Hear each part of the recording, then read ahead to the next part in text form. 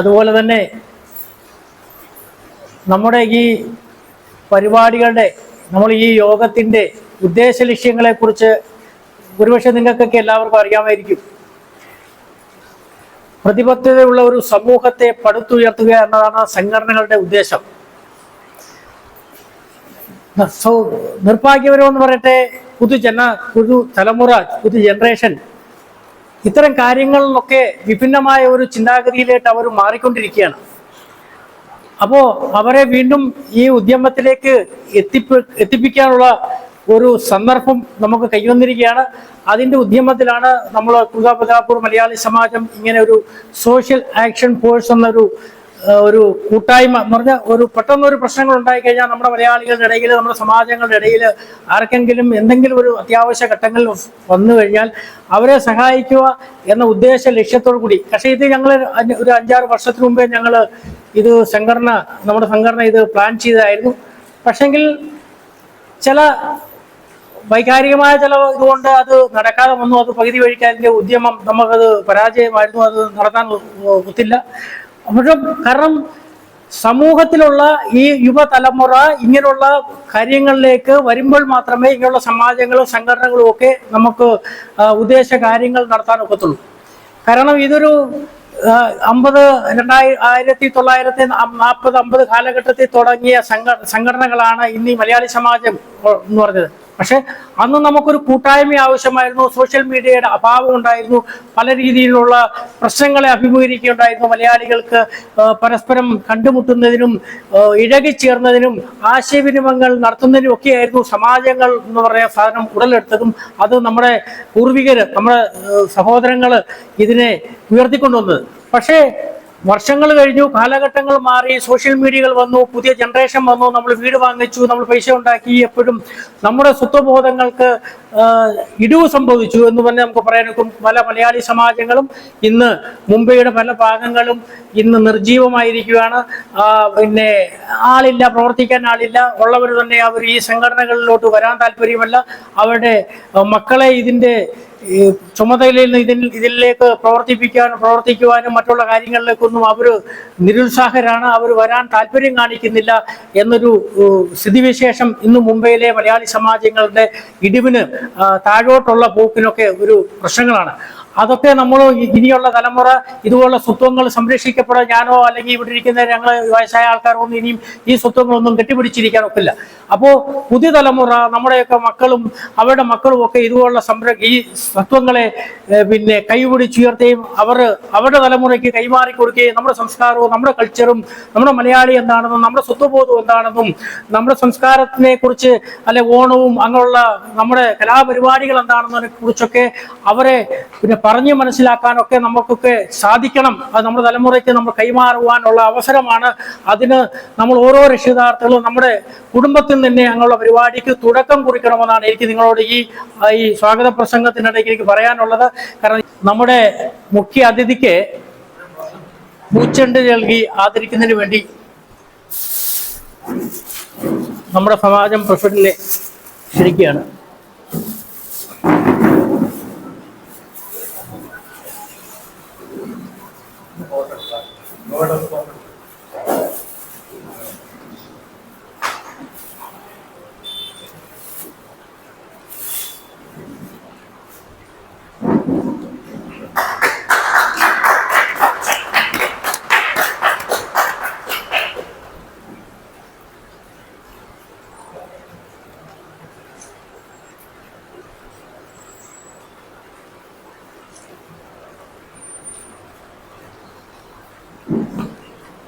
അടുത്ത നമ്മുടെ ഇതിനെക്കുറിച്ച് ആധികാരികമായി നമ്മുടെ പ്രസിഡന്റ് നിങ്ങളോട് അടുവാക്ക് സംസാരിക്കുന്നതായിരിക്കും. അദ്ദേഹത്തിനെ അതിനോട് ക്ഷണിക്കുന്നു.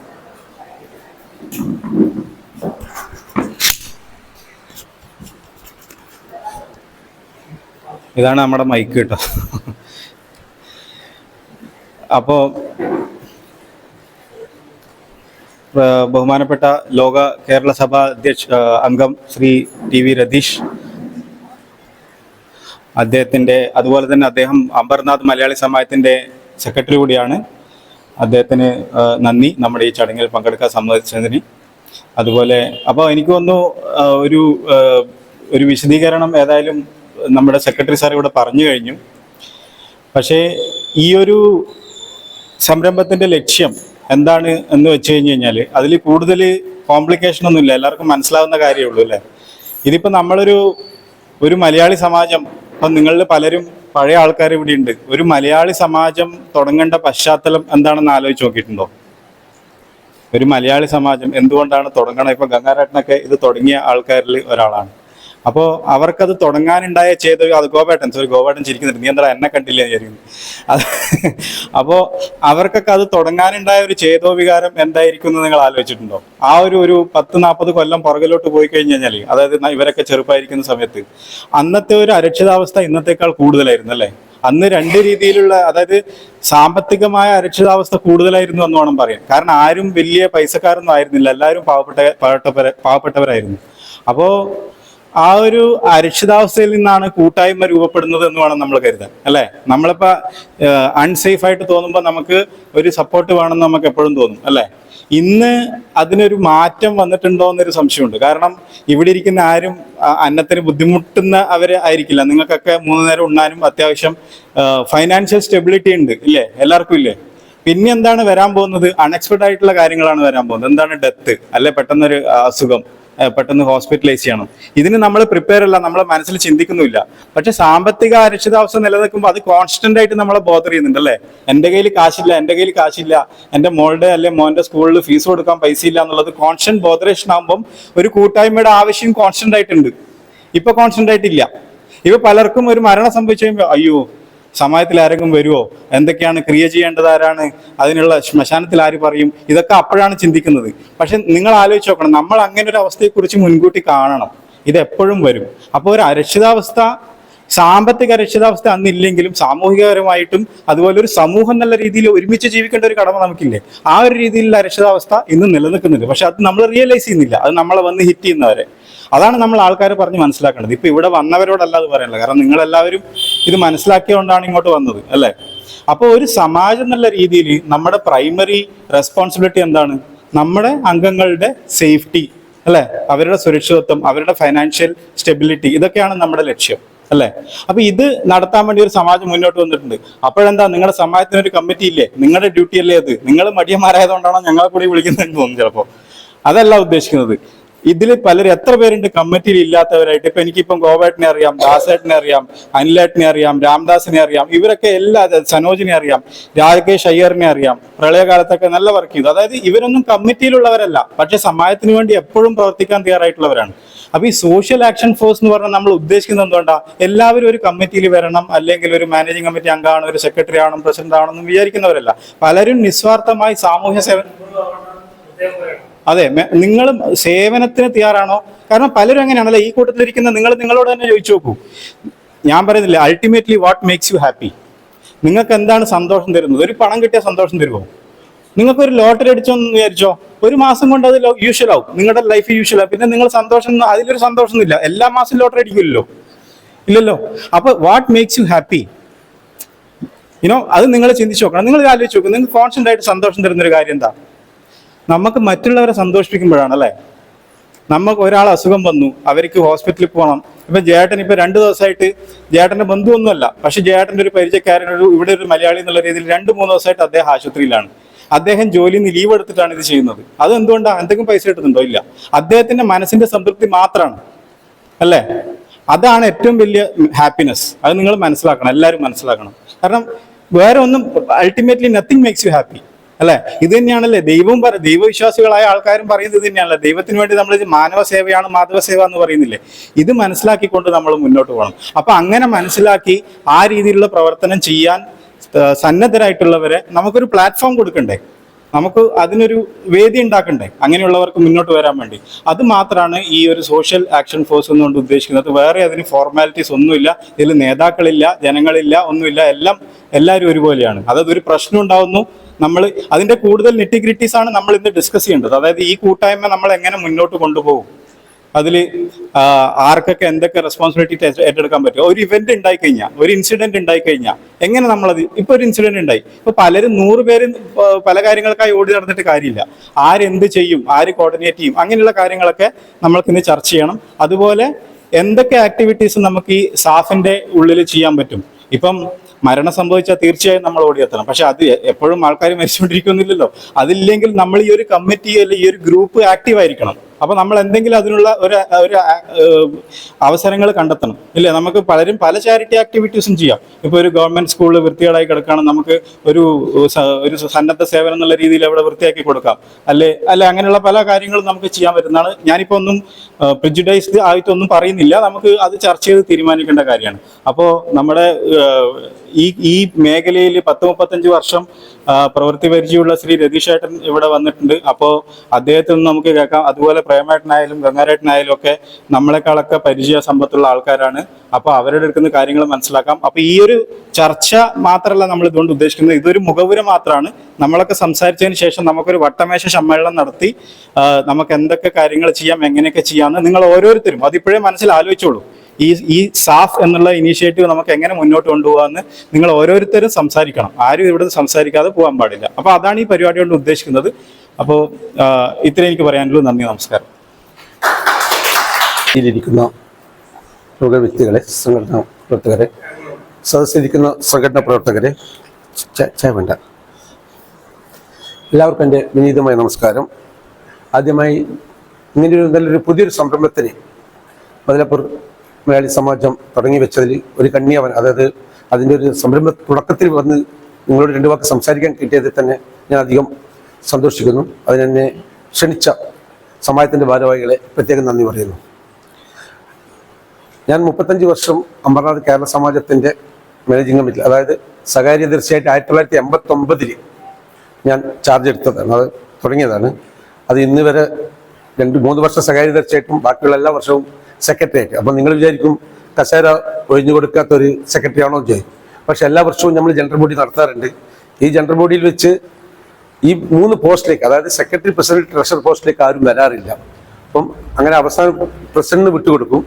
പ്രസിഡന്റ് അടുത്ത് എനിക്ക് കിട്ടും, എന്നോട് പറയും നീ നിൽക്കുന്നതാണ്. അപ്പം ഒരു സംഘടന ഒരു സെക്രട്ടറി ഇല്ലാതെയോ അല്ലെങ്കിൽ പ്രസിഡന്റ് ഇല്ലാതെ നശിക്കുന്നത് ഇൻട്രസ്റ്റ് ഇല്ലാത്തൊരു വ്യക്തിയാണ് ഞാൻ. കാരണം ഒരു സംഘടനയ്ക്ക് സെക്രട്ടറി ഇല്ല എന്ന് പറഞ്ഞതുകൊണ്ട് സംഘടന നശിക്കുക അല്ലെങ്കിൽ സംഘടന കൂട്ടിക്കിട്ടുക, അങ്ങനെ ഒരു ഞാൻ ഇഷ്ടപ്പെടുന്നില്ല. അതുകൊണ്ട് ആ സംഘടനയുടെ സെക്രട്ടറിയേറ്റ് ഇങ്ങനെ മുമ്പോട്ട് കൊണ്ടുപോകുന്നു. പിന്നെ ഈ 35 വർഷത്തിനുള്ളിൽ ഞാൻ വന്ന 35 വർഷത്തിനുള്ളിൽ ഞാൻ വരുമ്പം എല്ലാ സംഘടനകളും, അതായത് NSS, SNDP, SNMS എന്ന് പറഞ്ഞ സംഘടന ഉണ്ടായിരുന്നു. SND ഇതില്ല, ബാക്കി ഒരു സംഘടനയും അവിടെ ഉണ്ടായിരുന്നില്ല. പിന്നെ ക്രിസ്ത്യൻസിൻ്റെയും മുസ്ലിംസിൻ്റെയും ചെറിയ ചെറിയ സംഘടന അമ്പർനാഥിൽ ഉണ്ടായിരുന്നു. കാരണം അമ്പർനാഥിനെ പറ്റി നിങ്ങൾക്കും നല്ലോണം അറിയായിരിക്കും. കാരണം തൊട്ടടുത്ത അയൽപ്രദേശം ആയതുകൊണ്ട് നിങ്ങൾക്കും നല്ലോണം അവിടുത്തെ സംഘടനാ പ്രവർത്തനത്തെ പറ്റി അറിയായിരിക്കും. കുറച്ച് ഭാഗം ഞാൻ പറയാം. ഇപ്പം അമ്പർനാഥിൽ ഇപ്പോഴുള്ള ഒരു മലയാളി മരിക്കുന്നില്ല. അപ്പം നിങ്ങളൊരു സംഘടന തുടങ്ങുന്നു. കാരണം അവിടെ മരിക്കുന്നത് SNDP, NSS, ക്രിസ്ത്യൻ, മുസ്ലിം ഇങ്ങനെയാണ് മരിക്കുന്നത്. കാരണം മരിച്ചു കഴിഞ്ഞാൽ അവരാണ് ആധിപത്യം സ്ഥാപിക്കുന്നത്. അങ്ങനെയല്ല വേണ്ടത്. നമ്മൾ ശവത്തിൻ്റെ അടുത്ത് നമ്മൾ ആദ്യം എല്ലാവരും ഒന്നിക്കണം. അതാണ് നമ്മൾ ആദ്യം ചെയ്യേണ്ട കാര്യം. കാരണം മരണത്തെ വീട്ടിലെങ്കിൽ നമ്മൾ ജാതിയോ രാഷ്ട്രീയോ ഒന്നും ഉണ്ടാവാൻ പാടില്ല. എല്ലാവരും ഒരുമിച്ച് നിന്ന് അത് ഭംഗിയായിട്ട് ശവസംസ്കാരം നടത്തുക, അതാണ് നമ്മൾ വേണ്ടത്. പക്ഷെ ഇപ്പം അവിടുത്തെ കാണുന്ന കാഴ്ച അങ്ങനെയല്ല. പക്ഷെ 25 വർഷം മുൻപ് അങ്ങനെ ആയിരുന്നില്ല. ഇപ്പം അതങ്ങനെയാണ്. പക്ഷെ ആ ഒരു കാലാവസ്ഥ ബദലാപൂർ ഇല്ലാന്ന് ഞാൻ മനസ്സിലാക്കിയത്.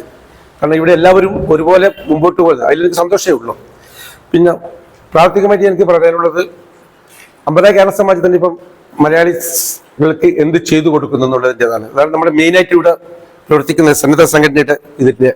അതായത് ഞങ്ങളിപ്പം 6 വർഷം മുൻപ് ഈ ക്ഷേമ പെൻഷൻ്റെ, കേരളത്തിലെ 3000 രൂപയുടെ ക്ഷേമ പെൻഷൻ്റെ വേണ്ടി ഫോം കൊടുത്തു. 72 പേര് പെൻഷൻ വാങ്ങാൻ തുടങ്ങി. ഇനി 176 പേര് വാങ്ങാനുണ്ട്. കാരണം 362 പേർക്ക് നമ്മൾ കൊടുത്തിട്ട് കുറച്ച് തള്ളിപ്പോയിട്ടുണ്ടായിരുന്നു, ചില കാരണങ്ങളൊക്കെ പറഞ്ഞിട്ട്.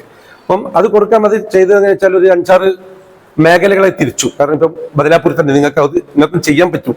ബദലാപൂർ തന്നെ നിങ്ങൾക്ക് എന്ത് ചെയ്യാം. ഇപ്പം ബദലാപൂർ വലിയ വിധിയും വിസ്തീർണമുള്ളത്, മലയാളികൾ പല സ്ഥലത്തും തിങ്ങിപ്പറക്കുന്നത്, വെസ്റ്റിലും ഈസ്റ്റിലൊക്കെ തിങ്ങിപ്പറക്കുന്നവരാണ്. അപ്പം ഓരോ ഞായറാഴ്ച ഏതെങ്കിലും ഒരു സ്ഥലത്ത് ആ ഏരിയയിലുള്ള മലയാളികൾക്ക് വന്നു വരാൻ വേണ്ടി, അത് ഏത് സ്ഥലം ഒന്നിക്കൽ നിങ്ങളവിടെ ഏതെങ്കിലും ശിവസേന, ഞാനിപ്പോൾ 2-3 സ്ഥലം 2 സ്ഥലം ശിവസേനയുടെ ഓഫീസാണ് വാങ്ങിയതല്ല, അവരോട് സംഭവം പറഞ്ഞതാണ്. അപ്പോൾ അവർ രാവിലെ മുതൽ വൈകുന്നേരം വരെ ശിവസേന ഓഫീസ് എനിക്ക് വിട്ടു തന്നു അവിടെ ഇരിക്കാൻ വേണ്ടിയിട്ട്. കാരണം ഒരു ടേബിളും ഒരു ചെയറും മാത്രം മതി. മലയാളികൾ വരും, ഫോം ഫില്ലപ്പ് ചെയ്യും, ഞാൻ വാങ്ങും. ഇങ്ങനെയാണ് ഞാൻ അവിടെ ചെയ്തത്. അതിപ്പോൾ നിങ്ങൾക്കും ചെയ്യാൻ പറ്റുന്നതാണ്. അപ്പം ആ ഫോം ഫില്ലപ്പ് ചെയ്ത് കഴിഞ്ഞാൽ നമ്മൾ ഏറ്റവും കൂടുതൽ ചെയ്യുന്ന നല്ലൊരു ജനസേവനായിരിക്കും. കാരണം ഒരു 3000 രൂപ മാസത്തിൽ കേരള ഗവൺമെന്റിൽ നിന്ന് കിട്ടുക എന്ന് പറയുന്നത് നല്ലൊരു ഇതാണ്. കാരണം ഇപ്പോഴല്ല, 60 വയസ്സ് കഴിഞ്ഞ് കഴിഞ്ഞാൽ നമ്മൾക്ക് ജോലിയും ഇവിടെയൊന്നും ഇല്ലാതെ വീട്ടിലിരിക്കുന്ന സമയത്ത്, കുട്ടികളെ ആശ്രയിച്ചിരിക്കുന്ന സമയത്ത് 3000 രൂപ നമുക്ക് സ്വന്തമായിട്ട് കിട്ടുക എന്ന് പറയുന്നത് ഒരു വലിയ കാര്യമായിരിക്കും. അതിന് ഇപ്പോൾ എല്ലാവരും സംശയിക്കുന്ന ഒരു കാര്യം വെച്ചാൽ കേരള ഗവൺമെന്റ് പെൻഷൻ കൊടുക്കുന്നില്ല. പക്ഷേ കഴിഞ്ഞ മാസം 10-ാം തീയതിക്കും 15-നും ഇടയിൽ പെൻഷൻ വാങ്ങിയവരാണ് അമ്പർനാഥിലെ 75 പേരും. കാരണം ഞാൻ എല്ലാ വർഷവും കിട്ടിയില്ലേ?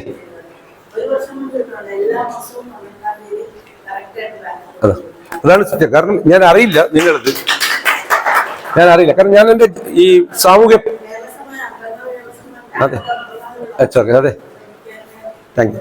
അപ്പം ഈ 35 വർഷത്തിനുള്ളിൽ എനിക്ക് ഏറ്റവും കൂടുതൽ സാമൂഹ്യ പ്രവർത്തനത്തിൽ എനിക്ക് ഏറ്റവും കൂടുതൽ സന്തോഷം കൊണ്ട് കണ്ണു നിറയെന്ന് പറയുന്നില്ലേ, അത് വന്നത് ഇതാണ്. കാരണം ഇതുപോലെ ചേച്ചിമാരുടെ ഈ സംസാരത്തിൽ കിട്ടി എന്ന് പറയുന്നത്. കാരണം ഒരു ദിവസം ആദർശ വിദ്യാലയത്തിൽ മീറ്റിങ്ങിന് പോയപ്പോൾ, കേന്ദ്ര സംഘടനയുടെ മീറ്റിങ്ങിന് കഴിഞ്ഞ് പുറത്തിറങ്ങുമ്പോൾ ഒരു ഫോൺ രാത്രി 10 മണിക്ക് ആദ്യമായിട്ട് ഒരു സ്ത്രീ വിളിച്ചിട്ട് പറഞ്ഞു, എനിക്കറിയില്ലായിരുന്നു, എനിക്ക് നമ്പർ, കാരണം 6 വർഷം ചേച്ചിക്ക് കിട്ടിയെന്ന് എനിക്ക് ഇപ്പോഴാണ് മനസ്സിലായത്. അപ്പം അവർ വിളിച്ചിട്ട് പറഞ്ഞു, എൻ്റെ പെൻഷൻ വന്നു, ബാങ്കിൽ നിന്ന് വന്നു, അരിയസ് അടക്കം 12,000 രൂപ അരിയസും പ്ലസ് പെൻഷനും കിട്ടി എന്ന് പറഞ്ഞിട്ടുണ്ട്. അപ്പം അത് കിട്ടിയ സമയത്തുള്ള അവർ പറഞ്ഞ സന്തോഷം എനിക്ക്. കാരണം നമ്മൾ ചെയ്തത് സഫലമായി. അപ്പൊ അത് നിങ്ങൾക്കും ചെയ്യാം ഈ ജനസേവനത്തിനിടയിൽ. കാരണം മരിച്ചവർക്ക് മാത്രം പോയി സംസ്കരിക്കുക അല്ലെങ്കിൽ അതല്ല നമ്മുടെ പ്രവർത്തനം. നമ്മളെല്ലാത്തിലും അത് ബദലാപ്പൂർ മലയാളികൾക്ക് വേണ്ടി എല്ലാ പ്രവർത്തനവും നമ്മൾ ചെയ്തു കൊടുക്കണം. നല്ല നല്ല കാര്യങ്ങൾ, എല്ലാ നല്ല കാര്യങ്ങളും നമ്മൾ ചെയ്തു കൊടുക്കണം. അപ്പോഴാണ് ഒരു സമാജം ആവുന്നത്. അല്ലാതെ വെറും ഒരു മരിച്ച വീട്ടിൽ പോയി ഇപ്പം സമാജത്തിൽ ഇപ്പൊ ഞാൻ പറഞ്ഞല്ലോ, ഇപ്പൊ മരിച്ചെടുത്ത് പോകാൻ വേണ്ടി ഇപ്പൊ ഇവിടെ ഇപ്പൊ NSS ഇല്ലാത്തതുകൊണ്ട് അല്ലെങ്കിൽ ആരെങ്കിലും ഒരു വഴി എത്തും. പക്ഷെ അവിടെ എത്താൻ ഇപ്പൊ ഇവിടുത്തെ സംബന്ധിച്ച് ഇപ്പം അതിനൊരു ഇതില്ല. അപ്പം നിങ്ങൾ മുൻപോട്ട് ഇറങ്ങുന്നത് നല്ലൊരു കാര്യമാണ്. കാരണം അത് ഏറ്റവും നല്ലൊരു കാര്യമാണ്. ഒരാൾ മരണപ്പെട്ട് കഴിഞ്ഞാൽ അവിടെ പോയി അവരുടെ എല്ലാ ക്രിയകളും ചെയ്ത് കൊടുത്ത് വരിക എന്നൊക്കെ പറഞ്ഞു കൊടുക്കേണ്ട ആവശ്യമുള്ളൂ. നമുക്കവിടെ സാമ്പത്തികത്തിന്റെ ആവശ്യമില്ല. ഒരു മരണം വിട്ട് പോയി കഴിഞ്ഞാൽ സാമ്പത്തികത്തിന്റെ ആവശ്യം നമ്മുടെ സമാജങ്ങൾക്ക്. കാരണം ഞാനിപ്പോൾ മിഞ്ഞാന്നും പോയിട്ട് സംസ്കാരം കഴിഞ്ഞിട്ട് പുലച്ചക്ക് 4 മണിക്ക് പോയി, ഉച്ചക്ക് 2:30 മണിക്ക് ഞാൻ വന്നത്. അപ്പോൾ കാരണം അതൊക്കെ ആ വീട്ടുകാരുടെ കർമ്മം ഇതാണ്. ആരും ഇല്ലാത്തവരാണെങ്കിൽ സമാജം പൈസ അടക്കേണ്ടി വരും. പക്ഷെ ആരും ഇപ്പം എല്ലായിടത്തും ആ സംസ്കാര സംഘം കൊടുക്കുന്ന പൈസകളുണ്ടാവും.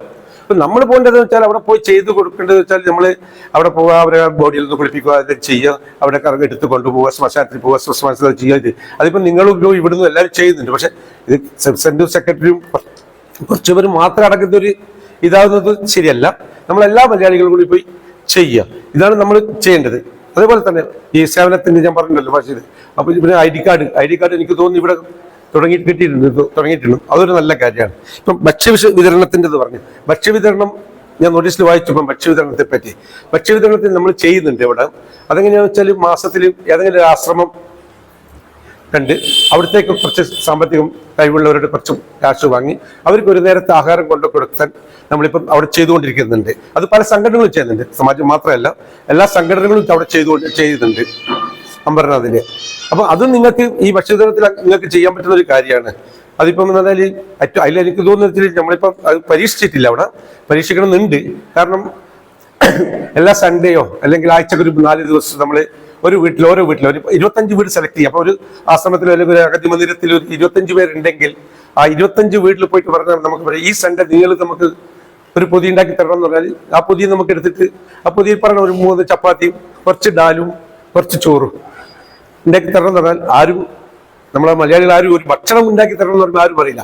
ഒരു 100 രൂപ 200 രൂപയ്ക്ക് ചോദിക്കുമ്പോഴാണ് നമുക്ക് ചെറിയൊരു മടി വരും. സംഘടന പോയി ചോദിക്കുമ്പോഴാണ് ചെറിയൊരു മടി. പക്ഷെ ഒരു നേരത്തെ ഭക്ഷണം വേണം എന്ന് പറയുമ്പോൾ അവരെന്തായാലും അതൊന്ന് പൊതിഞ്ഞിട്ട് അവിടെ വെക്കും.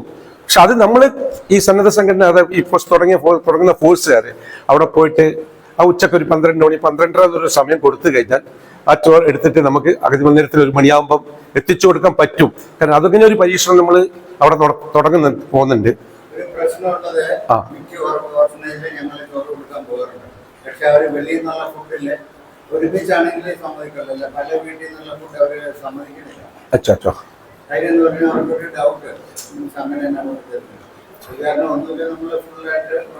ഫുള്ളായിട്ട് ഉണ്ടാക്കി ഒരുമിച്ച് നമ്മളൊരു വലിയ പാത്രത്തിൽ ഉണ്ടാക്കി കൊണ്ടു കൊടുക്കണം. അങ്ങനെ ചെയ്യുമെന്നത് നമുക്ക് എന്താണെന്ന് വെച്ചാൽ നമ്മൾ സാമ്പത്തികം സാമ്പത്തിക പ്രശ്നമല്ല, അവരുടെ ചില ഓർഫനേജിൽ അനുവദിക്കുന്നില്ലല്ലോ. അല്ല അത് ഞാൻ പറഞ്ഞതില്ല. അല്ല ഒന്നിച്ച് കൊണ്ടുവരും. ഇപ്പൊ നമ്മളൊക്കെ കൊണ്ടു കൊടുക്കുന്ന വെച്ചാൽ ഇപ്പം ഒരു ചോറ് ഉണ്ടാക്കിയിട്ട് ഒരു പാത്രത്തിൽ ഉണ്ടാക്കിയിട്ട് ഒരു കാറ്ററിങ്ങിനോട് പറഞ്ഞിട്ട് അത് അതാ പറഞ്ഞത്. അപ്പൊ അത് ചെയ്യുമ്പോൾ നമ്മളിപ്പോ അവിടെ സംഘടിപ്പിക്കുന്നത്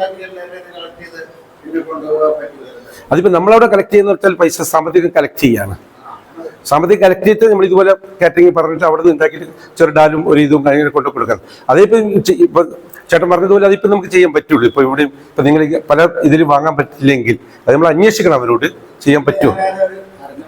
അതെ ഓക്കെ. പിന്നെ നമ്മളുള്ളത് ഇപ്പൊ വിദ്യാഭ്യാസത്തിന്റെ ഇപ്പം അവിടെ എല്ലാ വർഷവും നമ്മൾ ചെയ്യുന്നതാണ് വിദ്യാഭ്യാസത്തിന്റെ സ്കൂൾ തുറക്കുന്ന സമയത്ത് നമ്മൾ പഠനോപകരണങ്ങൾ കുട്ടികൾക്ക് കൊണ്ടു കൊടുക്കുന്നത്. അതിപ്പോൾ നിങ്ങളിപ്പോൾ സന്നദ്ധ ഫോഴ്സ് അതിന് ഇറക്കേണ്ടി വരും. കാരണം ജൂൺ മുതൽ ജൂലൈ എൻഡ് ഇടയിൽ വരെ കുറച്ച് പുസ്തകങ്ങളും പാഠപുസ്തകങ്ങളും ഇതൊക്കെ കൊണ്ടു കൊടുത്തു കഴിഞ്ഞാൽ അത് നല്ലൊരു ഉപകാരമായിട്ട് വരും. അത് സ്കൂൾ സെലക്ട് ചെയ്തിട്ട് പിന്നെ നമ്മൾ ചെയ്തിട്ട് അവിടെ ചെയ്തു തന്നതിൽ ഞാനിപ്പോൾ എൻ്റെ അറിയില്ല 25 വർഷം മുമ്പ് 5 കുട്ടികളെ ഒരു വ്യക്തി ഓരോ വർഷമായിട്ട് പഠിപ്പിച്ചു. ചെറുപ്പത്തിൽ ചെറിയ കുട്ടിയായിട്ടാണ്, അത് 8ാം ക്ലാസ് മുതൽ ഒരു കുട്ടിയെ നമ്മൾ അവിടെ ഇത് കൊടുത്തിട്ടുണ്ടായിരുന്നു സ്പോൺസർഷിപ്പിൽ. എഞ്ചിനീയറിംഗ് വരെ ആ വ്യക്തി പേര് പ്രശസ്തി ചെയ്തില്ല. പക്ഷെ ഞാൻ അതിലൂടെ ശൈലേഷ് ബാലൻ എന്ന് പറഞ്ഞ എനിക്കറിയാൻ ആയിരിക്കും, അയ്യപ്പ സേവാ സമിതി മുകളിലുള്ള അറിയായിരിക്കും. കാരണം പുള്ളി 3 കുട്ടികളെ എഞ്ചിനീയറിംഗ് വരെ പഠിപ്പിച്ചിട്ടുണ്ടായിരുന്നു. ഇപ്പം 10-12 വർഷം മുൻപുള്ള കാര്യമാണ്. ഞാൻ സമാജത്തിൽ ആദ്യം വന്ന ആ സമയത്തുള്ള ഇതാണ്. അപ്പം അങ്ങനെ ചെയ്യാൻ പറ്റും. അതിന് പറ്റിയ ഒരാളെ നമ്മളത് കണ്ടുപിടിക്കണം. അങ്ങനെയാകുമ്പോൾ അത് പാവപ്പെട്ട മലയാളി കുട്ടിക്ക് കിട്ടുന്ന വലിയൊരു ഉപകാരമായിരിക്കും. അത് ഏതാണ് അവൻ്റെ കഴിവെങ്ങനെയാണോ ആ കഴിവിനനുസരിച്ച് കൊടുക്കാൻ പറ്റും എന്നൊരു കാര്യമാണ്. പിന്നെ ഉള്ളത് ആരോഗ്യ സ്ഥാനം. അതിപ്പം നിങ്ങളിപ്പോൾ ഇവിടെ ബ്ലഡ് ഡൊണേഷനും അങ്ങനെയുള്ള കാര്യങ്ങളൊക്കെ ചെയ്യും. അപ്പം നമ്മളിപ്പോൾ അവിടെ 4 മുംബൈയായിട്ട് ബന്ധപ്പെട്ട് അവരോട് കൂടി നമ്മൾ അപ്പോളോ ഹോസ്പിറ്റലിലെ കൊണ്ടുവന്ന് നമ്മളിപ്പോൾ ലാസ്റ്റ് അവസാനമായിട്ട് അതാണ് ഈ ആരോഗ്യ. പിന്നെ നമ്മളവിടെ തുടങ്ങിയത് ഒരു ക്യാഫ്, ഇത് അമര കരുണ എന്ന് പറഞ്ഞുകൊണ്ട് ഒരു വാട്സപ്പ് ഇത് തുടങ്ങിയിട്ടുണ്ടായിരുന്നു, ഗ്രൂപ്പ് തുടങ്ങിയിട്ടുണ്ടായിരുന്നു. അതിൽ പറഞ്ഞാൽ പെട്ടെന്ന് ആർക്കെങ്കിലും അസുഖം വന്നു കഴിഞ്ഞാൽ, അല്ലെങ്കിൽ ഇന്നത്തെ ഹോസ്പിറ്റലിൽ അഡ്മിറ്റ് ആക്കിയിട്ടുണ്ടെങ്കിൽ, അല്ലെങ്കിൽ ഒരു സഹായം വേണമെന്ന് ഈ ഗ്രൂപ്പിൽ വന്നു കഴിഞ്ഞാൽ അതിന് ഗ്രൂപ്പിന്റെ 4 പേര് ഡോക്ടേഴ്സ്, അവിടെയുള്ള അമ്പനാലുള്ള മലയാളി ഡോക്ടേഴ്സിനെ നമ്മളതിൻ്റെ അഡ്മിനും അതിൻ്റെ ഇതിൽ ഉൾപ്പെടുത്തിക്കൊണ്ടാണ് നമ്മളത് തുടങ്ങിയത്. സമാജം തുടങ്ങിയത് അങ്ങനെയാണ്. ഈ കരുണ എന്ന് പറഞ്ഞ ഒരു കരുണ അമർനാഥ് എന്ന് പറഞ്ഞിട്ട്. അപ്പോൾ അതിലാർക്കെങ്കിലും എന്തെങ്കിലും ആവശ്യം വന്നു കഴിഞ്ഞാൽ അത് നമ്മുടെ സമാജത്തിൻ്റെ ആൾക്കാർ അതിനെ പോയി അതിന് വേണ്ടി എല്ലാം ഇതും നമ്മൾ ചെയ്തു കൊടുക്കുന്നുണ്ട്. ഇപ്പം ശശിനാരായണൻ എന്ന് പറഞ്ഞ ഒരു പാർട്ടിക്ക് ഇപ്പം അവർ മിസ്സസിന് വേണ്ടി കുറച്ച് സാമ്പത്തിക സഹായം വേണമെന്ന ഗ്രൂപ്പിൽ ഒരാളോട് പറഞ്ഞ് അവർ ഗ്രൂപ്പിലിട്ടു. അങ്ങനെ എല്ലാ സംഘടനകളും അമരാവതി സംഘടന എല്ലാവരും അതിൻ്റെ ഒരു സാമ്പത്തികമായി പിരിച്ചെടുത്തു, കൊണ്ടു കൊടുത്തു. അപ്പം അങ്ങനെ ഞങ്ങളത് അവിടെ അമരാവതിയിൽ ചെയ്തു വരുന്നുണ്ട്. പിന്നെ ഇപ്പം എൻ്റെ ഞാൻ അവിടെ പല സംഘടനയിലും ഇപ്പം ഞാൻ അതിനനുസരിച്ച് പല സംഘടനയിലും പ്രവർത്തിക്കുന്നുണ്ട്. ഇപ്പം എല്ലാ സംഘടനയിലും പ്രവർത്തനത്തിലും പോലെയല്ല കേരള സമാജത്തിൻ്റെ പ്രവർത്തനം. സമാജത്തിൽ പ്രവർത്തിക്കുമ്പോൾ ഒരു പ്രത്യേക ഒരു ഉന്മേഷമാണ്. കാരണം അവിടെ ജാതിയോ രാഷ്ട്രീയമോ മതമോ ഒന്നുമില്ല. അപ്പോൾ അങ്ങനെ പ്രവർത്തിക്കുന്ന സമയത്ത് നമുക്കൊരു ഊർജ്ജം കിട്ടുന്നുണ്ട്. എങ്ങനെ ചെയ്യണം, എന്ത് ചെയ്യണം എന്നുള്ള ഇത് നമ്മൾ ഡിസ്കസ് ചെയ്തിട്ട് നമ്മളത് മുന്നോട്ട് കൊണ്ടുപോകുന്നതാണ്. അപ്പം ഇത് നല്ലൊരു സംരംഭമാണ് നിങ്ങൾ ഈ പോസ്റ്റ് എന്ന് പറയുന്നത്. പക്ഷെ അത് എനിക്ക് പറയുന്നത് ആ ഒരു തെരഞ്ഞെടുക്കുന്ന ഒരു 10-15 യുവാക്കളെ മാത്രം, അല്ലെങ്കിൽ കുറച്ച് പ്രായമുള്ളവരെ മാത്രം അതിൽ ഉൾപ്പെടുത്താൻ പാടില്ല. പുറത്തുനിന്ന് കുറച്ചും കൂടി ആൾക്കാരെ, കാരണം അവർക്ക് അവരൊരു മനസ്സിലുണ്ടാവും ഞങ്ങൾ മാത്രം മതിയോ എന്നുള്ളത്. അങ്ങനെ ആവാതെ എല്ലാവരും വ്യാപിച്ചു കൊടുത്തുകൊണ്ട് എല്ലാ അംഗങ്ങളെയും ചേർത്തുകൊണ്ട് ചെയ്യണം. കാരണം ഓരോ സ്ഥലത്തേക്ക് ഇപ്പം ഒരു പ്രാവശ്യം ഒരാൾ പോയി കുറച്ച് പേര് പോയി കഴിഞ്ഞാൽ പിറ്റേ പ്രാവശ്യം വേറൊരു പോകും. അല്ലെങ്കിൽ എല്ലാ പ്രാവശ്യവും ഒരു വീട്ടിൽ ഒരേ ആൾക്കാരുടെ പോകുമ്പം അവർക്കും ഒരു മടുപ്പുണ്ടാവും. ഇപ്പം ജസ്റ്റ് ഒരു സ്ഥലത്ത് ഇപ്പോൾ ഈ ഒരാഴ്ച ഒരാൾ മരിച്ചു, അല്ലെങ്കിൽ പിന്നെ അടുത്ത് മരിക്കുമ്പോൾ അവിടെ ഇവർ തന്നെ പോകുമെന്ന് പറയുമ്പോൾ അതൊരു മടുപ്പുണ്ടാക്കും അവരെ ഈ പ്രവർത്തിക്കുന്നവരെ. കാരണം അവരിപ്പോൾ സമാജമായിട്ട് ഇപ്പം നിങ്ങളെ ഞാൻ സംസാരത്തിൽ മനസ്സിലാക്കി വെച്ചാൽ സമാജത്തിലെ കമ്മിറ്റി മെമ്പേഴ്സ് അല്ല, അവർ പുറത്തുനിന്ന് സഹായിക്കുന്നവരാണ്. അപ്പം ഒരു സമാജത്തിലെ മെമ്പർമാരെന്ന് പറയുമ്പോൾ അവർക്ക് അതൊരു കടമയാണ്, അതൊരു കർത്തവ്യമാണ് നമ്മൾ ചെയ്യേണ്ടത്. ഒരു സമാജം അങ്ങനെ തന്നെ നിലയിൽ നമ്മൾ വെറും ഒരു സമാജ മെമ്പറെ സെക്രട്ടറിയാണ് പ്രസിഡന്റ് എന്ന് പറഞ്ഞാൽ അങ്ങനെ കസേരയിൽ ഇരിക്കേണ്ട ആവശ്യമല്ല. നമ്മൾ എല്ലാ പ്രവർത്തനത്തിലും നമ്മൾ മുമ്പോട്ട് ഇറങ്ങേണ്ടതാണ്. അപ്പം ഇത്രയാണ് എനിക്ക് ഇതിനെപ്പറ്റി പറഞ്ഞത്. ഒരു ചർച്ചയിൽ കൂടി നമുക്കത് എങ്ങനെ കൊണ്ടുപോകണം, എങ്ങനെ ഇതാക്കണം. ഇപ്പം മലയാള സമാജത്തിന്റെ 2 സെക്രട്ടറി പ്രസിഡന്റുകൾ കമ്മിറ്റി മെമ്പേഴ്സ് എല്ലാവരും ഉണ്ട്. അപ്പം എല്ലാവരും കൂടി ഇരുന്ന് ആലോചിച്ചുകൊണ്ട് അതെങ്ങനെ മുമ്പോട്ട് കൊണ്ടുപോകണമെന്നാണ് പറഞ്ഞത്. ഞാൻ ഈ 10-35 വർഷത്തിലുള്ള ഞാൻ ചെയ്ത സേവനങ്ങളുടെ, അതായത് നമ്മളവിടെ എങ്ങനെയാണ് പ്രവർത്തിക്കുന്നത്, ഇപ്പം ഓണാഘോഷം വന്നാൽ എങ്ങനെ വന്നാലും ഇപ്പം യുവാക്കളെ ഞങ്ങൾ അവിടുന്ന് കുറെ പേരെ നമ്മളെ യുവജന സംഘടന എന്ന് പറഞ്ഞൊരു സംഘടന ഉണ്ടാക്കിയിട്ടുണ്ട്. അപ്പം ഇവിടെ ഉണ്ടാക്കിയിട്ടുണ്ടാവുന്നറിയാം. അപ്പം അതിൽ നിന്ന് നമ്മളൊരു 3 പേരെ നമ്മളെ കമ്മിറ്റിയുടെ മാനേജിംഗ് കമ്മിറ്റിയിലേക്ക് നമ്മൾ തിരഞ്ഞെടുത്തു. അവരെ നമുക്ക് പക്ഷേ ഈ പറഞ്ഞ പോലെ ആദ്യത്തെ 5-6 മാസം അവർ വരും. പിന്നെ അവർക്ക് മെയിൻ ഇത് പറയുന്നത് നമ്മൾ ഈ മിനിറ്റ്സ് എഴുതുന്ന പരിപാടിയാണ്. ഈ മിനിറ്റ്സ് നമ്മൾ എഴുതുമ്പോൾ വെച്ചാൽ നമ്മൾ ഈ മലയാളത്തിലാണ് സമാജങ്ങൾ മിനിറ്റ്സ് എഴുതുക, സെക്രട്ടറി പ്രസിഡന്റൊക്കെ. അപ്പോൾ അത് കുട്ടികൾക്ക് നമ്മൾ മലയാളത്തിൽ വായിക്കുമ്പോൾ അത് അവർക്ക് മനസ്സിലാവാത്തൊരു കംപ്ലൈന്റ് ഉണ്ടായിരുന്നു. പിന്നെ അതിന് തിരുത്തി നമ്മൾ അവരോട് പറഞ്ഞു നിങ്ങൾക്ക് ഒരു മിനിറ്റ്സ് നമ്മൾ ഉണ്ടാക്കാം. പക്ഷെ എന്നിട്ടും അത് വിജയിച്ചിട്ടില്ല. നമ്മളെ മഹിളാ വിഭാഗമൊക്കെ നല്ല ഇതിൽ തന്നെ മുമ്പോട്ട് പോകുന്നുണ്ട്. പക്ഷേ യുവജന സംഘടന യുവാക്കളുടെ ഇത് നമ്മൾ മുമ്പോട്ട് പോകാൻ അത്ര പറ്റിയിട്ടില്ല. നമുക്ക് തെറ്റ് തന്നെയാണ് അത്. കാരണം അവർ ആകർഷിക്കുന്നുണ്ട്, അവർ എല്ലാ പരിപാടിക്കും വരും പോകും. പക്ഷെ സംഘടനയിൽ നിന്നുകൊണ്ട് പ്രവർത്തിക്കാൻ, അതായത് ഈ പറഞ്ഞതുപോലെ ആരെങ്കിലും മെച്ചെടുത്ത് വന്നേക്കാൻ പ്രവർത്തിക്കാൻ, അങ്ങനെയുള്ളതിനൊന്നും മുൻപോട്ട് വരുന്നില്ല അവർ. അപ്പം അതിനു വേണ്ടിയിട്ടാണ് ഇനി നമ്മൾ അടുത്തൊരു പരിശ്രമം നടത്തുന്നുണ്ട് കുറച്ച് പേരും കൂടെ. കാരണം ഇപ്പം സുരേഷ് സാർ പറഞ്ഞതുപോലെ നമുക്ക് വെറും ഈ പ്രായമുള്ളവരെ മാത്രം മുമ്പോട്ട് എത്തിക്കൊണ്ടൊന്നും സമാജങ്ങൾ മുമ്പോട്ട് കൊണ്ടുപോകാൻ പറ്റില്ല. ഇപ്പം ബോംബെയിലെ എത്രയോ സംഘടന എടുത്തു കഴിഞ്ഞാൽ അവിടെ എല്ലാം നമ്മളെപ്പോലെ 55 വയസ്സിന് മുകളിലുള്ളവരാണ് ഏറ്റവും കൂടുതലുള്ളവർ. കാരണം പുതിയ തലമുറയൊന്നും ആരും സംഘടനയിലോട്ട് വളർന്നു വരുന്നില്ല.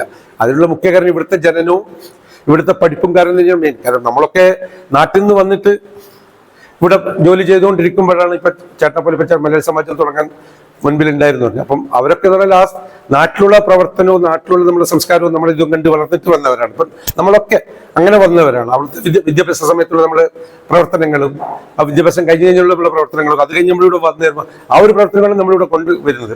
ഇപ്പോഴും ഇവിടുത്തെ യുവാക്കൾ എന്ന് പറയുമ്പം ഇവിടെ ജനിച്ച് ഇവിടെ തന്നെ വളർന്നിട്ടുള്ള യുവാക്കൾ എന്ന് പറയുമ്പോൾ അവരിതൊന്നും ഇഷ്ടപ്പെടുന്നില്ല. കാരണം അവർക്ക് അവരുടേതായ ഒരു ലോകമാണ്. അവരെ നമ്മൾ പഠിപ്പിച്ചു കഴിഞ്ഞാൽ അവർക്ക് ജോലിക്ക് പോകുന്നു, ജോലിക്ക് പോയി അവിടെ തന്നെ ഒരു പെൺകുട്ടിയെ കാണുന്നു, അല്ലെങ്കിൽ അത് അച്ഛനും അമ്മയും കാണിച്ചു കൊടുക്കുന്ന കുട്ടി കാണുന്നു, പിന്നെ അവർ രണ്ടുള്ള ലോകമാണ്. അങ്ങനെ ആവാൻ പാടില്ലല്ലോ. അവരും നമ്മളെ കൂടെ വരേണ്ടതാണ്. പക്ഷെ എത്ര പറഞ്ഞു കഴിഞ്ഞാലും അവർക്ക് എത്ര മനസ്സിലാക്കി കൊടുത്താലും മനസ്സിലാവാത്ത ഒരു കണ്ടീഷനിലാണ് ഇപ്പോഴത്തെ പോക്ക്. അത് തിരുത്തേണ്ടത് നമ്മൾ ഓരോ സംഘടനയുടെയും മുൻപിൽ എന്നെ പോലെയുള്ള ഭാരവാഹികൾ തന്നെയാണ് അതിന് മുൻപിൽ നിൽക്കേണ്ടത്. പക്ഷേ അതിനാണ് ഇപ്പം അവരെ മനസ്സിലാക്കി എടുക്കുക എന്നുള്ളതാണ് വലിയൊരു വിഷമം. അപ്പം ഇത്രയാണ് എനിക്ക് പറയാനുള്ളത്. അപ്പം ഇനി എന്താണെന്ന് വെച്ചാൽ നിങ്ങൾ ഇരുന്ന് ആലോചിക്കുക. എന്തെങ്കിലും സംശയം ഉണ്ടെങ്കിലും ഞാൻ പറയാം. എൻ്റെ പ്രവർത്തനത്തെ പറ്റിയുള്ളതിൽ എന്തെങ്കിലും സംശയങ്ങൾ ഉണ്ടെങ്കിൽ ഞാൻ നിങ്ങൾക്ക് പറഞ്ഞു തരാം.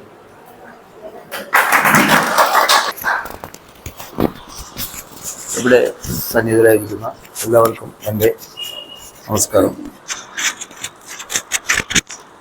ഞാൻ സംഘടന തുടങ്ങുമ്പോൾ തന്നെ പറയായിരുന്നു, സംഘടന ഉണ്ടാക്കാൻ എളുപ്പമാണ്, അത് എല്ലാവരും കൂടെ സഹകരിച്ച് മുന്നോട്ട് കൊണ്ടുപോകാനാണ് പ്രയാസം. പക്ഷേ ഇടയ്ക്ക് നമ്മുടെ ഒരു അരക്ഷിതാവസ്ഥയായിരുന്നു. ഇപ്പോൾ എന്നുവെച്ചാൽ അരക്ഷിതാവസ്ഥ നമ്മുടെ സമാജത്തെ സംബന്ധിച്ചിടത്തോളം ഒരു എലക്ഷൻ എന്ന് പറയുന്നത് നടക്കില്ലായിരുന്നു.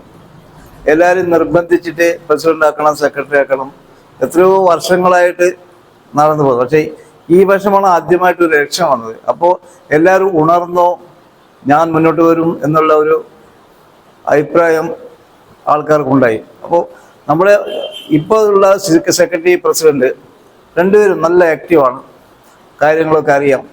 അവർ രണ്ടുപേരും കൂടി യോജിച്ച് ചെയ്യുകയാണെങ്കിൽ പലതും നമ്മുടെ ഈ സംഘടനയ്ക്ക് ചെയ്യാൻ പറ്റും.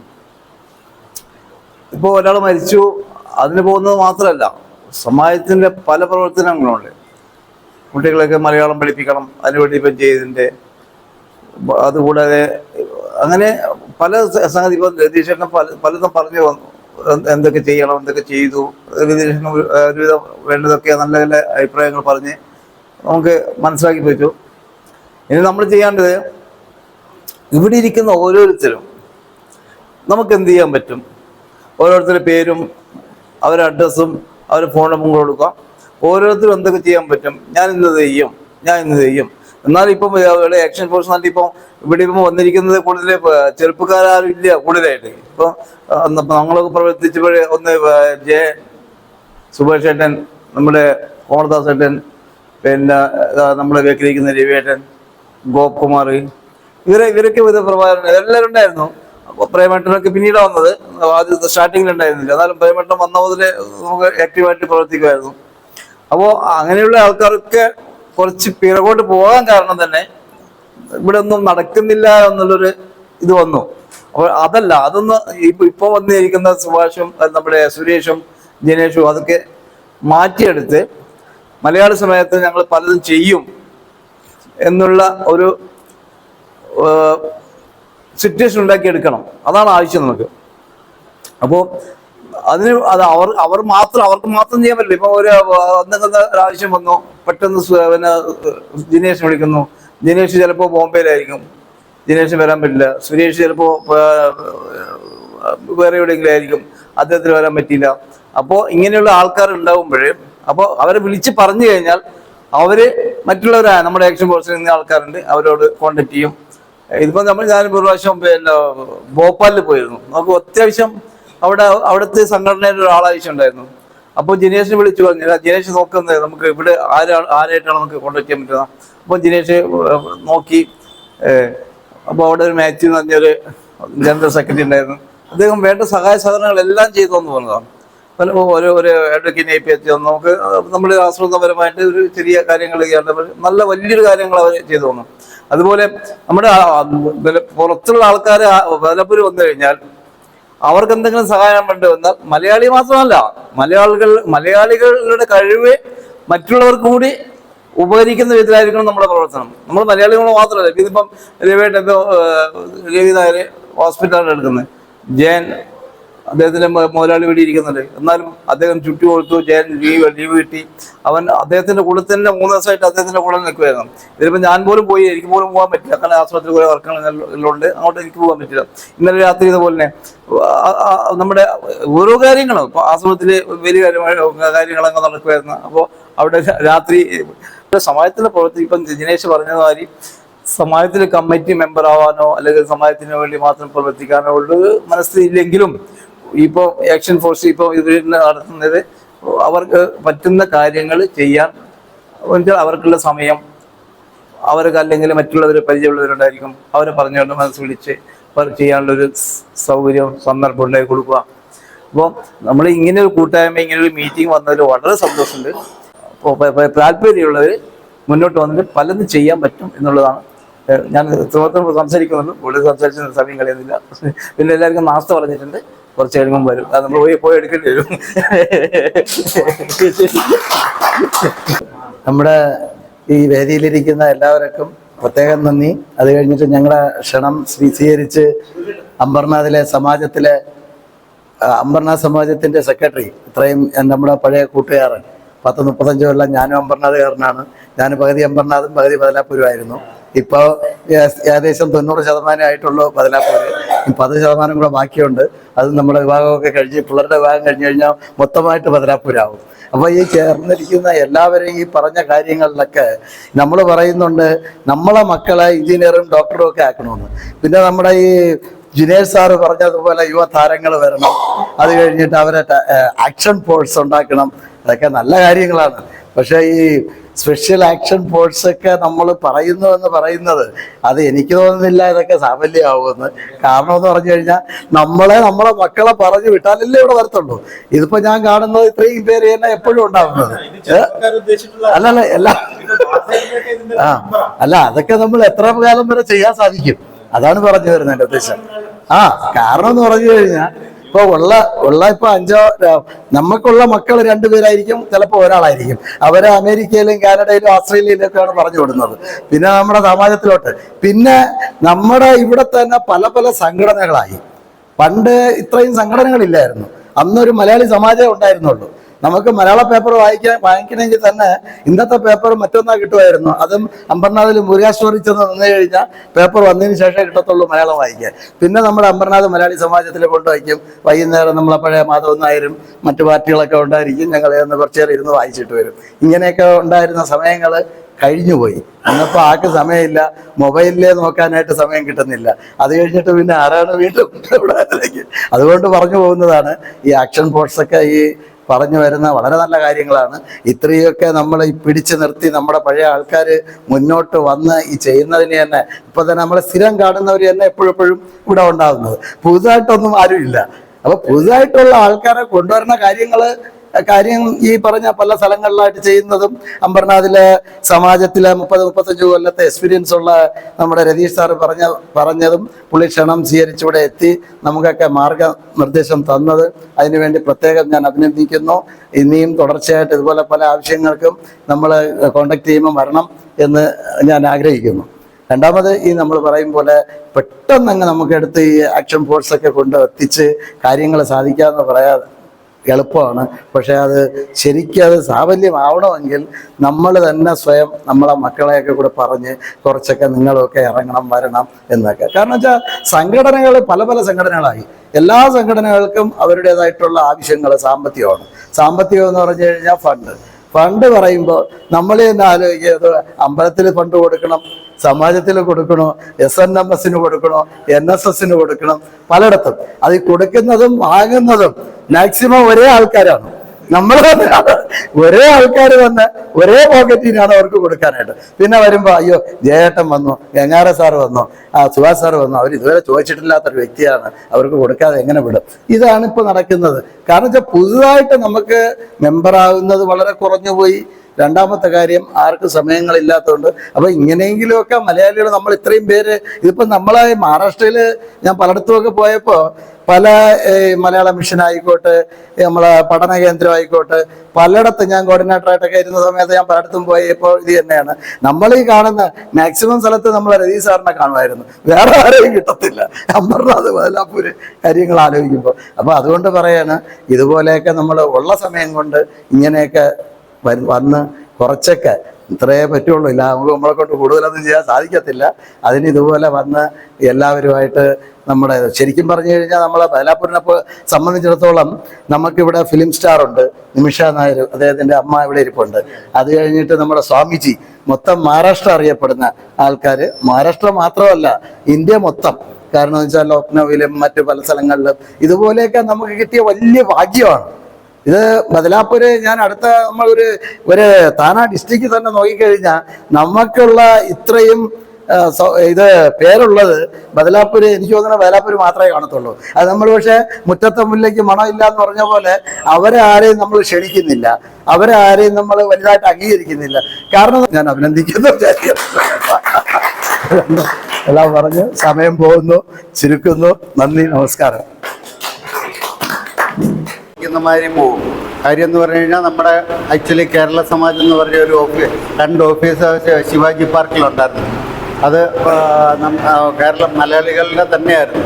കുറേ കാലം കഴിഞ്ഞ് ഇങ്ങനെയുള്ള വഴക്കും പല കാരണങ്ങൾ കാരണം അതൊക്കെ നമ്മുടെ കയ്യിൽ നിന്ന് വിട്ടുപോയി. അങ്ങനെ ഒരു സ്റ്റേജ് ഉണ്ടാകാതെ എല്ലാവരും സ്നേഹത്തോടു കൂടി എല്ലാ ദിവസവും ചെറിയ കാര്യത്തിന് വേണ്ടിയിട്ട് അതൊക്കെ തെറ്റുന്നു. അങ്ങനെ ഒരാൾക്കാർ മാറി നിൽക്കും. പിന്നെ കുറേ കൊല്ലം 5-6 കൊല്ലം അത് ഒന്നും നടത്താതെ പോകും. ആരെങ്കിലും ചെയ്താൽ അതിനൊരു കുറ്റം. നമ്മളെല്ലാവരോടും സഹകരിച്ച് ചെയ്താൽ മാത്രമേ ഈ കാര്യം വിജയിക്കുകയുള്ളൂ എന്നാണ് എൻ്റെ അഭിപ്രായം. ബാക്കി വേറൊന്നും പറയാനായിട്ട് കൂടുതലില്ല. എല്ലാ കാര്യവും നമ്മുടെ KBMSൻ്റെ സെക്രട്ടറി സാറും പിന്നെ അമ്പർനാഥിൽ നിന്ന് വന്ന സാറും നമ്മളെ നന്നായിട്ട് പറഞ്ഞ് മനസ്സിലാക്കി. ഇനി കൊണ്ടു കിടക്കേണ്ട കാര്യം നമ്മളുടേതാണ്. ഇപ്പോൾ ഒരാൾ പറയാൻ പറ്റില്ല എന്ന് പറഞ്ഞു കഴിഞ്ഞാൽ അതൊരു ഇതല്ല. എല്ലാവരും ഹെൽപ്പ് ചെയ്ത് കൂടെ സ്നേഹമായിട്ട് കൊണ്ടു കിടക്കുകയാണെങ്കിൽ വേറെ യാതൊരു മറ്റുള്ള വിചാരങ്ങളും ഇല്ലാതെ കൊണ്ടു കിടക്കുകയാണെങ്കിൽ നന്നായിട്ട് പോകുന്ന എൻ്റെ അഭിപ്രായം. വേറെ കൂടുതലായിട്ടൊന്നും എനിക്ക് പറയാനില്ല. Thank you very much. ഞാൻ എൻ്റെ വീട്ടിലെ കാര്യം പറയാം. അത് എൻ്റെ അച്ഛൻ മാത്രമേ ഉള്ളൂ വീട്ടിൽ. അപ്പോൾ എൻ്റെ അച്ഛൻ എപ്പോൾ നോക്കിയാലും ഒരേ വിചാരമാണ്. കാരണം ഞാൻ കാലത്ത് 9 മണിക്ക് ജോലിക്ക് പോകും, രാത്രി 9 മണിക്ക് തിരിച്ചു വരുമ്പോൾ. അപ്പോൾ ഈ 12 മണിക്കൂർ അച്ഛൻ എന്തെങ്കിലും സംഭവിച്ചു കഴിഞ്ഞാൽ ഞാൻ ആരെയും വിളിക്കുക, എന്താണ് ചെയ്യേണ്ടത്? കാരണം എനിക്ക് അച്ഛൻ മാത്രമേ ഉള്ളൂ. അപ്പോൾ ഞാൻ ഈ 12 മണിക്കൂർ അച്ഛനെ തല ചുറ്റലോ അല്ലെങ്കിൽ എന്തെങ്കിലും സംഭവിച്ചു കഴിഞ്ഞാൽ ആരാണ് അച്ഛനെ സഹായിക്കാനുള്ളത്? അത് അച്ഛൻ എപ്പോൾ നോക്കിയാലും ഈ ഒരു ഒറ്റ വിചാരം മാത്രം അച്ഛനുള്ളത്. കാരണം ഞങ്ങൾ മുമ്പെടുത്താണ് വീടൊക്കെ വിറ്റുപോയി. ഇപ്പം ഞങ്ങൾ താമസിക്കുന്ന വാടക വീട്ടിലാണ്. അപ്പം അവിടെ അടുത്ത ആരും ഞങ്ങൾക്ക് ആരും അറിയില്ല. അത്രയും പേരാണെങ്കിൽ ഞങ്ങൾ വാടകയ്ക്ക് താമസിക്കുന്നതുകൊണ്ട് ആദ്യം അത്രയും ഇവർ വാടകയ്ക്ക് താമസിക്കില്ല. നാളെ ഒരു പോകും, 11 മാസം കഴിഞ്ഞവർ പോകും. അപ്പം അങ്ങനെ ഒരു വിചാരമുള്ള ആൾക്കാരാണ് അവിടെ താമസിക്കുന്നത്. അപ്പം ആരും ഞങ്ങൾ അത്ര കോൺടാക്റ്റിലില്ല. അപ്പം അച്ഛൻ എപ്പോൾ ഒരിക്കലും ഈ ഒറ്റ വിചാരം മാത്രമേ അച്ഛനുള്ളൂ. അപ്പം അതിനെനിക്ക് ഒറ്റ കാര്യം പറയുള്ളൂ. അത് ആരെങ്കിലും വിളിച്ചു കഴിഞ്ഞാൽ ഇപ്പം എല്ലാവരും ജോലിയിലായിരിക്കും സമയത്ത്. എല്ലാവരും ജോലിക്ക് പോകുന്ന ആൾക്കാർ, എല്ലാവരും തിരക്കുള്ള സമയമുള്ള ആൾക്കാരാണ്. ആർക്കും സമയമില്ല. അപ്പോൾ ഈ സോഷ്യൽ ആക്ഷൻ ഫോഴ്സ് കൊണ്ട് ഉദ്ദേശിക്കുന്നത് ഞാൻ ആരെങ്കിലും വിളിച്ചു കഴിഞ്ഞാൽ എൻ്റെ അച്ഛനെ സഹായിക്കാൻ ആരെങ്കിലുമൊക്കെ ആ സമയത്ത് ഉണ്ടാവണം മാത്രമേ എനിക്ക് പറയാനുള്ളൂ. വേറെ ഒന്നും എനിക്ക് രീതിയിൽ പറയാനില്ല.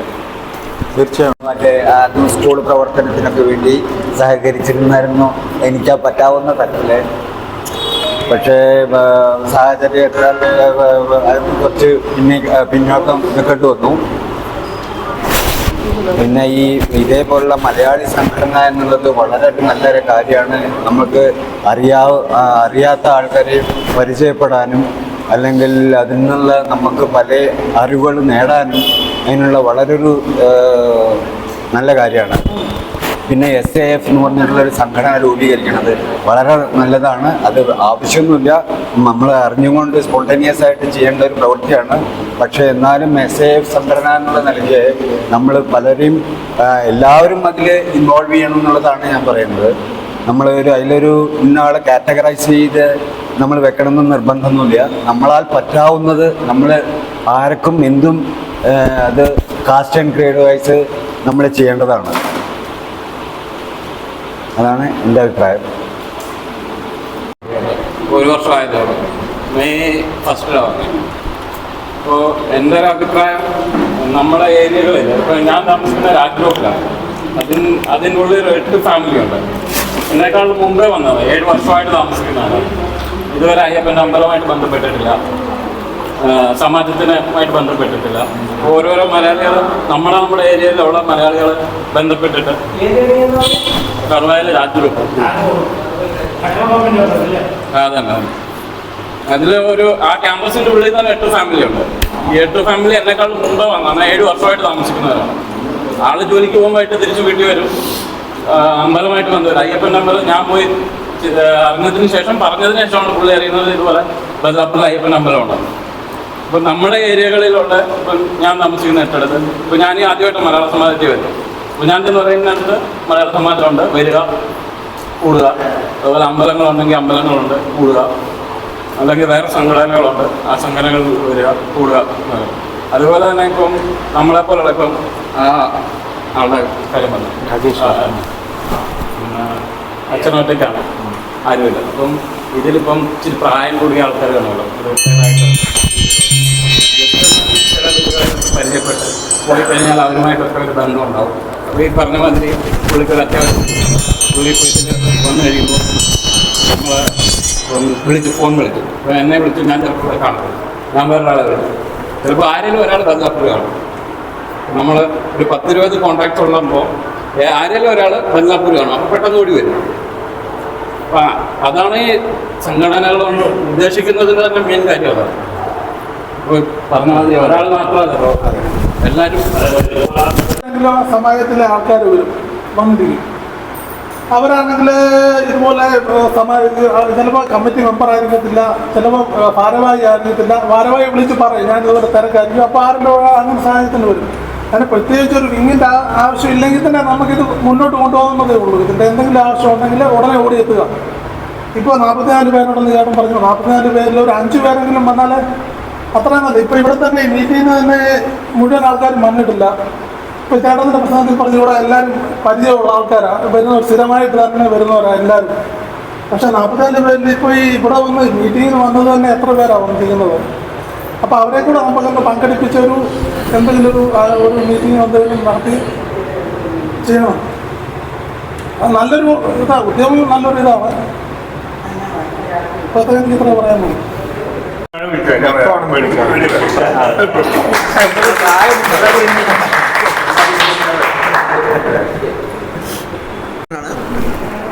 അതിലെപ്പോഴും താമസിക്കുന്നതാണ്. പുതിയ മലയാളി ഒന്നുമല്ല, പഴയ മലയാളി തന്നെയാണ്. പക്ഷെ ഇങ്ങനെ ഒരു സംരംഭം നല്ല കാര്യമാണ്. കൂട്ടായ്മ കൂടെ ചെയ്തു തീർക്കേണ്ട ഒരു കാര്യം തന്നെയാണ്. സോഷ്യൽ ആക്ഷൻ ഫോഴ്സ് പറയുന്നത് നല്ലൊരു ഉദ്യമം, നന്നായി. ഇങ്ങനെ ഓരോ അവസരങ്ങൾ വരുന്ന സമയത്ത് എല്ലാവർക്കും ഒരുമിച്ച് എത്തിപ്പെടാൻ സാധിക്കില്ല. പക്ഷേ കുറച്ച് പേരെങ്കിലും ഇവിടെ എത്തിപ്പെട്ടാൽ അവർക്കൊരു സഹായം ആവും എന്നാണ് എൻ്റെ പ്രതീക്ഷ. ഇപ്പോൾ ചെയ്തുകൊണ്ടിരിക്കുന്നുണ്ട്. ഇത്ര എനിക്ക് പറയാനുള്ളൂ.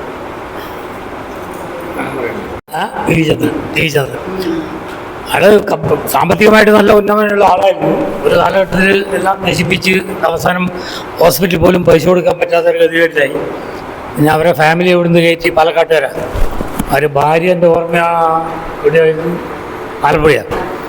പിന്നെ ഇവിടുന്ന് കയറ്റി വിട്ടു. അങ്ങനെയാണ് ഒരു സമാജത്തെ പറ്റി ഞങ്ങൾ ചിന്തിച്ചു തുടങ്ങിയത്. 94-95 കാലഘട്ടത്തിലാണ്. അങ്ങനെയാണ് സമാജം രൂപപ്പെടുന്നത്. അന്ന് മുതൽ ഇന്ന് വരെ സമാജത്തിലുണ്ട്. ഇതിൻ്റെ കാര്യം തൊണ്ടയ്ക്ക് എന്തൊരു കുഴപ്പമുണ്ടായി. ഉള്ളിയോടെ എന്നതാണ് വെള്ളം മടയുടെയാണ്. ഇതിൻ്റെ കാര്യം അവർ വാട്സപ്പ് കൂട്ടായ്മ ഉണ്ടാക്കുക, എന്നിട്ട് അതിന് വേണ്ട കാര്യങ്ങൾ ആരാ അവൈലബിൾ ആ കൂട്ടായ്മയുടെ എന്തെങ്കിലും ഒരു അത്യാവശ്യം പോയിട്ട് മരണം മാത്രമല്ല, ഒരാൾ ഹോസ്പിറ്റലിൽ വന്ന് ഒരാൾ ഹോസ്പിറ്റലിൽ കൊണ്ടുപോകണം. അതിനൊക്കെ വേണ്ടി ഈ കൂട്ടായ്മയിലൂടെ അറിയിച്ച് അവൈലബിൾ ആരാ അവർ എത്തിപ്പെടാൻ ശ്രമിക്കുക. ഇപ്പോൾ ഒരാൾ 3 ദിവസമായി സോൻ ഫാം ഹോസ്പിറ്റലിൽ കിടപ്പുണ്ട്. നമ്മളെ പഴയകാല ജോയിൻറ്റ് സെക്രട്ടറിയാണ് മലയാള സമാജത്തിൻ്റെ രവി നായർ എന്ന് പറയുന്നത്. അപ്പോൾ 3 ദിവസമായിട്ട് ഞാൻ അവിടുന്നാണ് ഇങ്ങോട്ട് വരുന്നത്. സീരിയസ് ആണ്, ഇത്തിരി ICUലാണ് കിടക്കുന്നത്. അപ്പോൾ അങ്ങനെയുള്ള സഹായത്തിന് ആരെയും അറിയിച്ച് പറ്റുന്നുണ്ട്. പക്ഷെ എന്നാലും എത്തിപ്പെടാൻ ആരുമില്ല, എല്ലാവരും ബിസിയാണ്, പറഞ്ഞിട്ട് കാര്യമില്ല. അതിന് നമ്മളൊരു വാട്സപ്പ് ഗ്രൂപ്പ് ഉണ്ടാക്കി അതിൽ ഇതുപോലുള്ള കാര്യങ്ങൾ അന്വേഷിച്ചാൽ വരുന്നവരൊന്നും നിങ്ങൾ സാമ്പത്തിക സഹായമൊന്നും ചെയ്യേണ്ട. പോയി അവർക്ക് വേണ്ട സാന്ത്വനം അത്യാവശ്യം ഒന്ന് അങ്ങോട്ടും ഇങ്ങോട്ടും ഒരു ആംബുലൻസ് ഇപ്പം 3 പ്രാവശ്യം കിരണിൽ കൊണ്ടുപോയിട്ട് വന്ന ആളെ ആംബുലൻസിൽ സ്കാനിങ്, ബ്രെയിൻ സ്കാനിങ്, എക്കോ ആരുമില്ല. ഹോസ്പിറ്റലിൽ തന്നെ ആളെയും വിളിച്ചുകൊണ്ട് ഞങ്ങൾ പോയിക്കൊണ്ടിരുന്നു.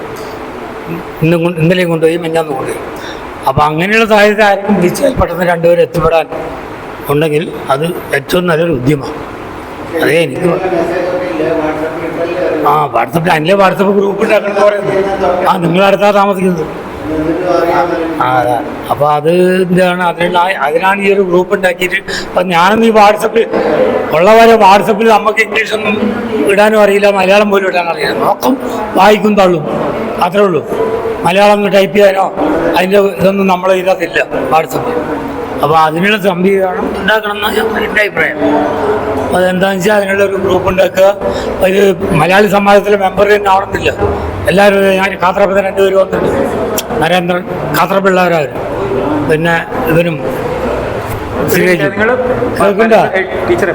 വാട്സപ്പിൽ ഇത് നമ്മളെ മലയാളി സമാജത്തിന് മെമ്പർ ആവണമെന്ന് നിർബന്ധിച്ച് ഈ ഗ്രൂപ്പിൽ എല്ലാവരും മെമ്പർ ആവുക മലയാളി ആണെങ്കിൽ.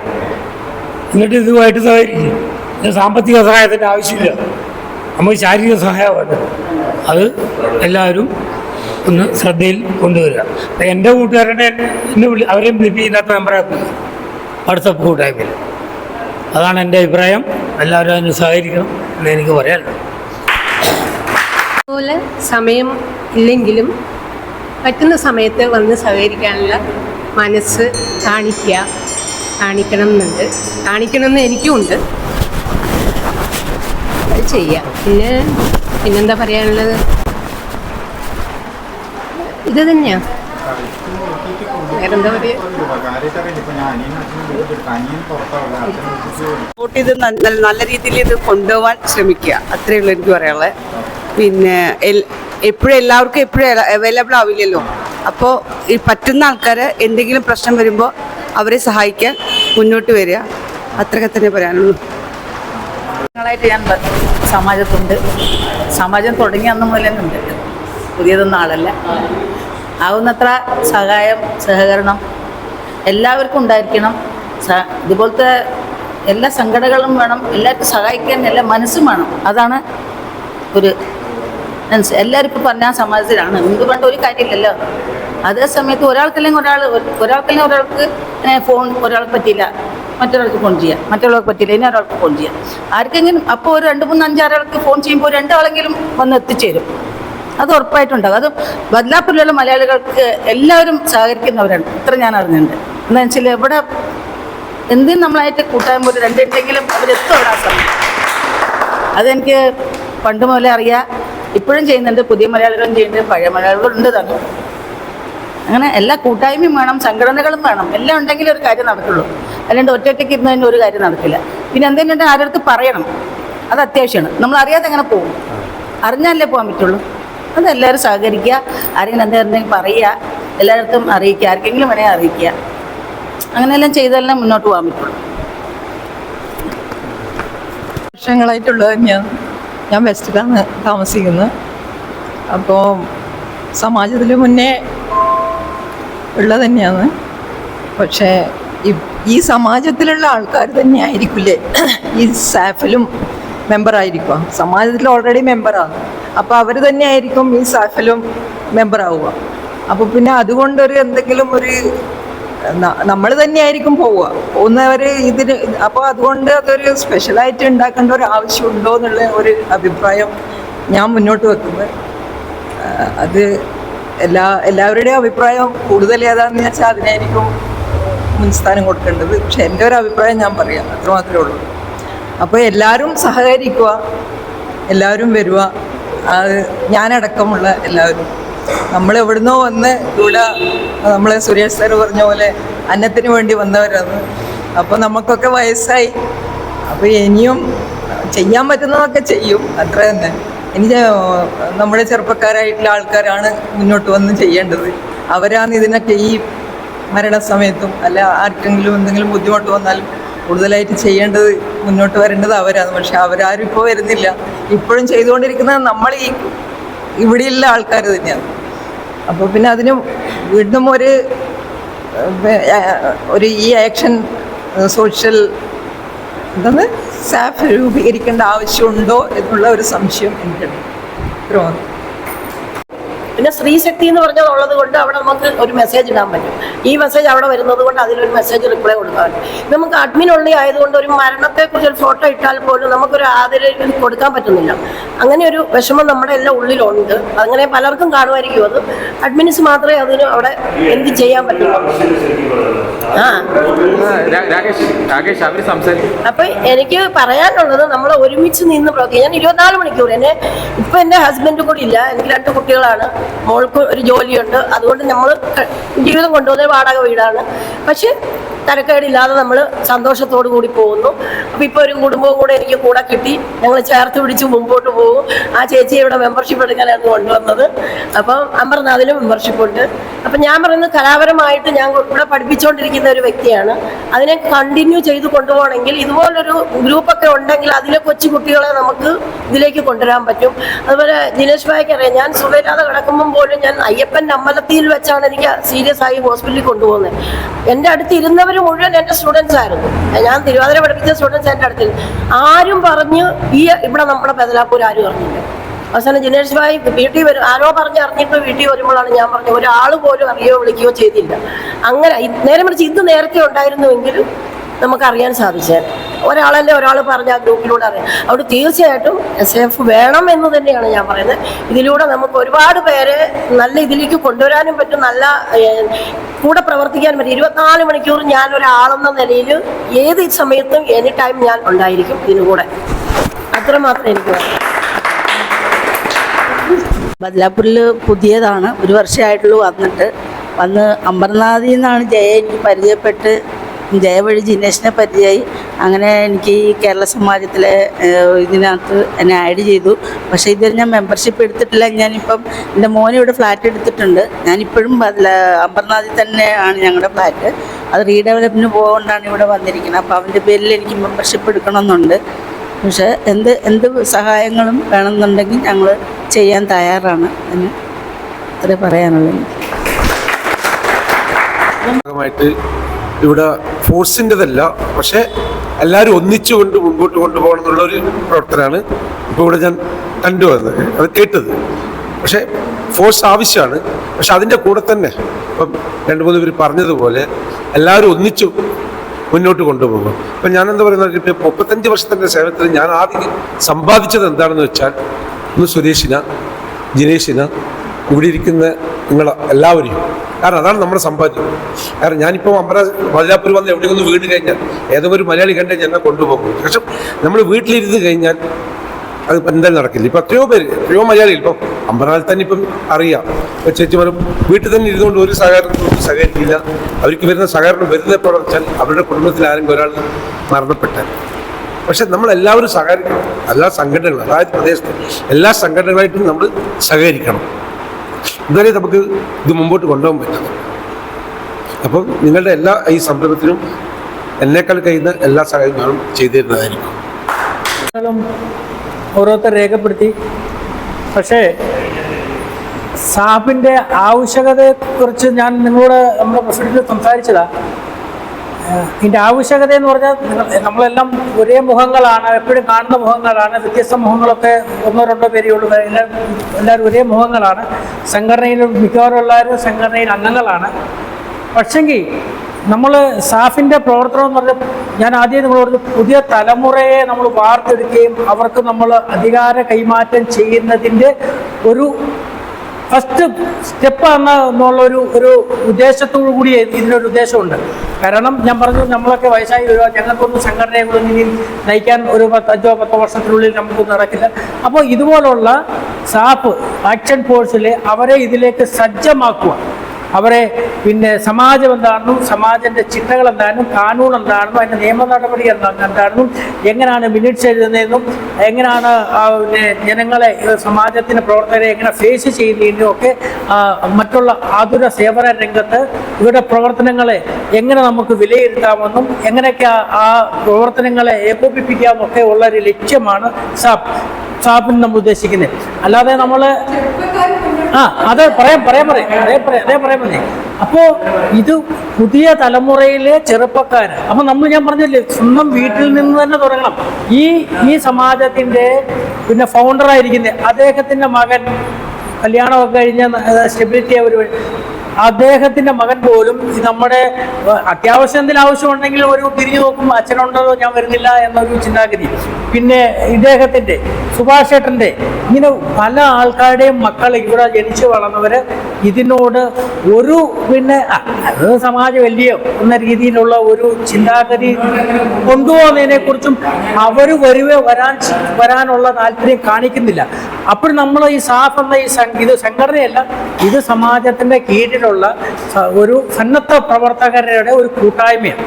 കാരണം നമുക്ക് പെട്ടെന്നൊരു ആവശ്യം വന്നു കഴിഞ്ഞാൽ ഒന്ന് കൂടാനും ഒരു പ്രശ്നങ്ങൾ വന്നാലും ഉടനെ അവിടെ എത്താനും, ഹോസ്പിറ്റൽ കേസാണെങ്കിലും ചിലർക്ക് വിദ്യാഭ്യാസപരമാണെങ്കിലും പല അപകട മരണങ്ങൾ സംഭവിച്ചാലും അപകടത്തിൽ എന്ത് സംഭവിച്ചാലും ഉടനെ അവിടെ ചെന്നാലും ബ്ലഡ് ഡൊണേഷൻ കൊടുക്കാനും ഒക്കെ വേണ്ടിയുള്ള ഒരു സംഘടനയിലെ ഒരു കൂട്ടായ്മയാണ് ഇതിൻ്റെ ഉദ്ദേശം. പിന്നെ വേറെ പറഞ്ഞ പോലെ എന്തുകൊണ്ട് അഡ്മിൻ പുള്ളി ആക്കി എന്ന് പറഞ്ഞു ഗ്രൂപ്പ്, അതിൻ്റെ കാരണം നമ്മൾ പലപ്പോഴും മലയാളി സമാജ ഗ്രൂപ്പ് നമ്മൾ പലപ്പോഴും പറയാറുണ്ട്, ഇതിൻ്റെ അകത്ത് സംഘടനയെ സംബന്ധിച്ചുള്ള കാര്യങ്ങൾ മാത്രമേ ചർച്ച ചെയ്യാൻ പാടുള്ളൂ. അല്ലാതെ ഇവിടുന്ന് കിട്ടുന്ന ഉള്ള എല്ലാ ചപ്പും ചവരങ്ങളും ഒക്കെ കൊണ്ടു രാഷ്ട്രീയം രാഷ്ട്രീയം, മതവിദ്വേഷം ഇങ്ങനെയുള്ള ഒരു പരിപാടികളും ഈ ഗ്രൂപ്പിൽ പാടില്ല. കാരണം ഇത് മതേതര സംഘടനയാണ്, ജനാധിപത്യ സംഘടനയാണ്. അതിൻ്റെ സ്വഭാവത്തിൽ ഇത് കൊണ്ടുപോകാനൊക്കത്തുള്ളൂ. എനിക്ക് എൻ്റെതായ രാഷ്ട്രീയം ഉണ്ടായിരിക്കും, അങ്ങനെ പ്രസിഡന്റ് രാഷ്ട്രീയം ഉണ്ടായിരിക്കും, ഇവരുടെ രാഷ്ട്രീയം ഉണ്ടായിരിക്കും. അത് ഈ സംഘടനയ്ക്ക് പുറത്താണ്. ഈ സംഘടനയ്ക്കുള്ളിൽ നിന്നുകൊണ്ട് ഈ സംഘടനയിൽ പ്രവർത്തിക്കുമ്പോൾ നമ്മൾ ആ സംഘടനയുടെ ചട്ടക്കൂടിൽ നിന്നുകൊണ്ട് മാത്രമേ നമുക്ക് പ്രവർത്തിക്കാനൊക്കൂ. അതുകൊണ്ട് എൻ്റെ പ്രിയപ്പെട്ട അംഗങ്ങളോട് എനിക്ക് പറയാനുള്ളത്, ഈ ഗ്രൂപ്പിൽ ഇങ്ങനെയുള്ള ഒരു കാര്യങ്ങളും ഇട്ട് അങ്ങോട്ടും ഇങ്ങോട്ടും ഗ്രൂപ്പിൽ പരസ്പരം വിദ്വേഷ പ്രചരണങ്ങളും വിദ്വേഷങ്ങളും ഉണ്ടാക്കാൻ അവസരങ്ങൾ പാടില്ല എന്ന് പല ആവർത്തി ഗ്രൂപ്പിൽ നമ്മൾ പറഞ്ഞിട്ടുണ്ട്. പക്ഷേ നിർഭാഗ്യപരമെന്ന് പറയട്ടെ, നമ്മുടെ അംഗങ്ങൾ ചില ആൾക്കാരത് ചെവിക്കൊള്ളാറില്ല. അതുകൊണ്ട് ഞങ്ങൾക്ക് നിർബന്ധപരമായി ഞങ്ങൾക്ക് പുള്ളി ഫോർ അഡ്മിൻ ആക്കേണ്ടി വന്നു. പക്ഷേ നിങ്ങളുടെയൊക്കെ സഹകരണം ഉണ്ടെങ്കിൽ നമ്മൾ വീണ്ടും അത് ഓപ്പൺ ചെയ്യും. കാരണം ഇങ്ങനെയുള്ള പരിപാടികൾ ചെയ്യാൻ പാടില്ല. അതുകൊണ്ട് ഓക്കെ, അത് നേരത്തെ അങ്ങനെ ഓപ്ഷൻ ഇല്ല, ഇപ്പോഴത്തെ ഓപ്ഷൻ. പിന്നെ ഇവിടെ ആർക്കെങ്കിലും ഏതെങ്കിലും ഓക്കെ പറയട്ടെ, അതെ, ആർക്കെങ്കിലും എന്തെങ്കിലും പ്രശ്നങ്ങളുണ്ടോ ഹോസ്പിറ്റൽ കേസില പരസ്പരം നമ്മളെ അറിയിക്കണം. അറിഞ്ഞെങ്കിൽ മാത്രമേ എനിക്ക് പറയാനൊക്കൂ, അല്ലെങ്കിൽ ചേട്ടൻ വരട്ടോ, പ്രസിഡന്റ് വരാക്കൂ, ഗംഗാരേട്ടൻ നിങ്ങൾ പറയും ഞാൻ ഹോസ്പിറ്റലായ 10 ദിവസം ഹോസ്പിറ്റലാ, സമാജത്തിന്റെ അംഗങ്ങൾ എന്തുകൊണ്ട് നിങ്ങൾ വന്നില്ല എന്ന് അവിടെ ചോദിക്കുന്നതിനോട് എനിക്ക് യോജിപ്പില്ല. കാരണം നിങ്ങൾ പറയണം, ഞാൻ അറിയത്തില്ല, ഞാനൊരു പ്രദേശത്ത് താമസിക്കുന്നു, നമ്മുടെ പ്രസിഡന്റ് വേറൊരു പ്രദേശത്ത് താമസിക്കുന്നു, ചേട്ടൻ വേറൊരു പ്രദേശത്ത് താമസിക്കുന്നു. അപ്പോൾ ഈ നിങ്ങൾ ഓരോരുത്തരും ഗ്രൂപ്പിൽ എഴുതുക, ഇന്ന ആൾക്ക് ഇന്ന പ്രശ്നങ്ങളുണ്ട്, സംഘടന ഇടപെടണം, അല്ലെങ്കിൽ സംഘടനയുടെ ആൾക്കാർ വരണം, അവർക്ക് വേണ്ട എന്താണെന്ന് വെച്ചാൽ അവർക്ക് വേണ്ട സഹായ സഹകരണങ്ങൾ ചെയ്യണമെന്ന് നിങ്ങൾ ഗ്രൂപ്പിൽ കൂടെ അല്ലെങ്കിൽ നമ്മളെ ഫോൺ ചെയ്തോ പറഞ്ഞെങ്കിൽ മാത്രമേ നമുക്ക് ആവശ്യഘട്ടത്തിൽ ഉപയോഗിക്കാൻ. ഞാനും തന്നെ കഴിഞ്ഞ ഒരു മാസക്കാലമായി ഞാൻ 8 ദിവസം ഞാൻ സുഖമില്ലാതെ കിടപ്പായിരുന്നു, ഹോസ്പിറ്റലായിരുന്നു. പക്ഷെ ഞാൻ പറയാൻ പോലും ആരോടും പറഞ്ഞില്ല, ഈ ഗ്രൂപ്പിൽ ആർക്കും അറിയത്തില്ല, ഞാൻ പറഞ്ഞില്ല. പക്ഷെ എന്തെന്ന് പറഞ്ഞാൽ എനിക്കൊന്നും എന്തിനാ ബുദ്ധിമുട്ടിക്കുന്നത്? പക്ഷെ അങ്ങനല്ല, എനിക്ക് ആളുണ്ടോ അല്ലെങ്കിൽ എനിക്ക് എൻ്റെ വീട്ടിൽ ആളുണ്ടല്ലേ, അതുകൊണ്ട് ഞാൻ പറഞ്ഞില്ല. പക്ഷേ ആളില്ലാത്ത പല ആൾക്കാരുമുണ്ട്, അവർക്ക് പറയാം. ഞാൻ പിന്നെ സംഘടനയുടെ സെക്രട്ടറി എന്ന രീതിയിൽ ഞാൻ നിസ്സാര സേവനം ചെയ്യാൻ എപ്പോഴും സന്നദ്ധനാണ്. ഞാൻ എനി സമയം ഏത് പ്രശ്നങ്ങൾക്കും ഏത് മലയാളിക്കും ഞാൻ മുതലാപ്പോൾ അവൈലബിൾ ആണ്. ഞാൻ ഉണ്ടെങ്കിൽ അല്ലെങ്കിൽ നമ്മുടെ പ്രസിഡന്റിനോട് വിളിച്ചു പറയും, അല്ലെങ്കിൽ പ്രസിഡന്റ് എന്നെ വിളിച്ചു പറയും, അല്ലെങ്കിൽ ഞാൻ മറ്റുള്ള അംഗങ്ങളോട് സംസാരിച്ച് നമ്മൾ അതിനുള്ള പിന്നെ സമാധാനം നമ്മൾ കണ്ടെത്തും.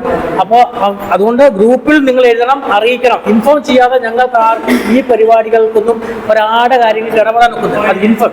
ഇപ്പോൾ രവിയേട്ടൻ്റെ പ്രശ്നം ഇന്നലെ പ്രസിഡന്റ് എന്നെ രാത്രി വിളിച്ചു പറഞ്ഞു, അപ്പം എനിക്ക് സുഖമില്ലാതെ ഞാൻ ഇന്ന് പോകണമെന്ന് വിചാരിച്ചിരുന്നാൽ ഇത് പോകും, ഇപ്പം ഞാൻ പോവുകയാണ്. അപ്പോൾ അറിഞ്ഞെങ്കിലേ എനിക്ക് അദ്ദേഹത്തെ പോയി കാണാൻ വേണ്ടി നമുക്ക് ആശ്വാസം വാക്കുകൾ.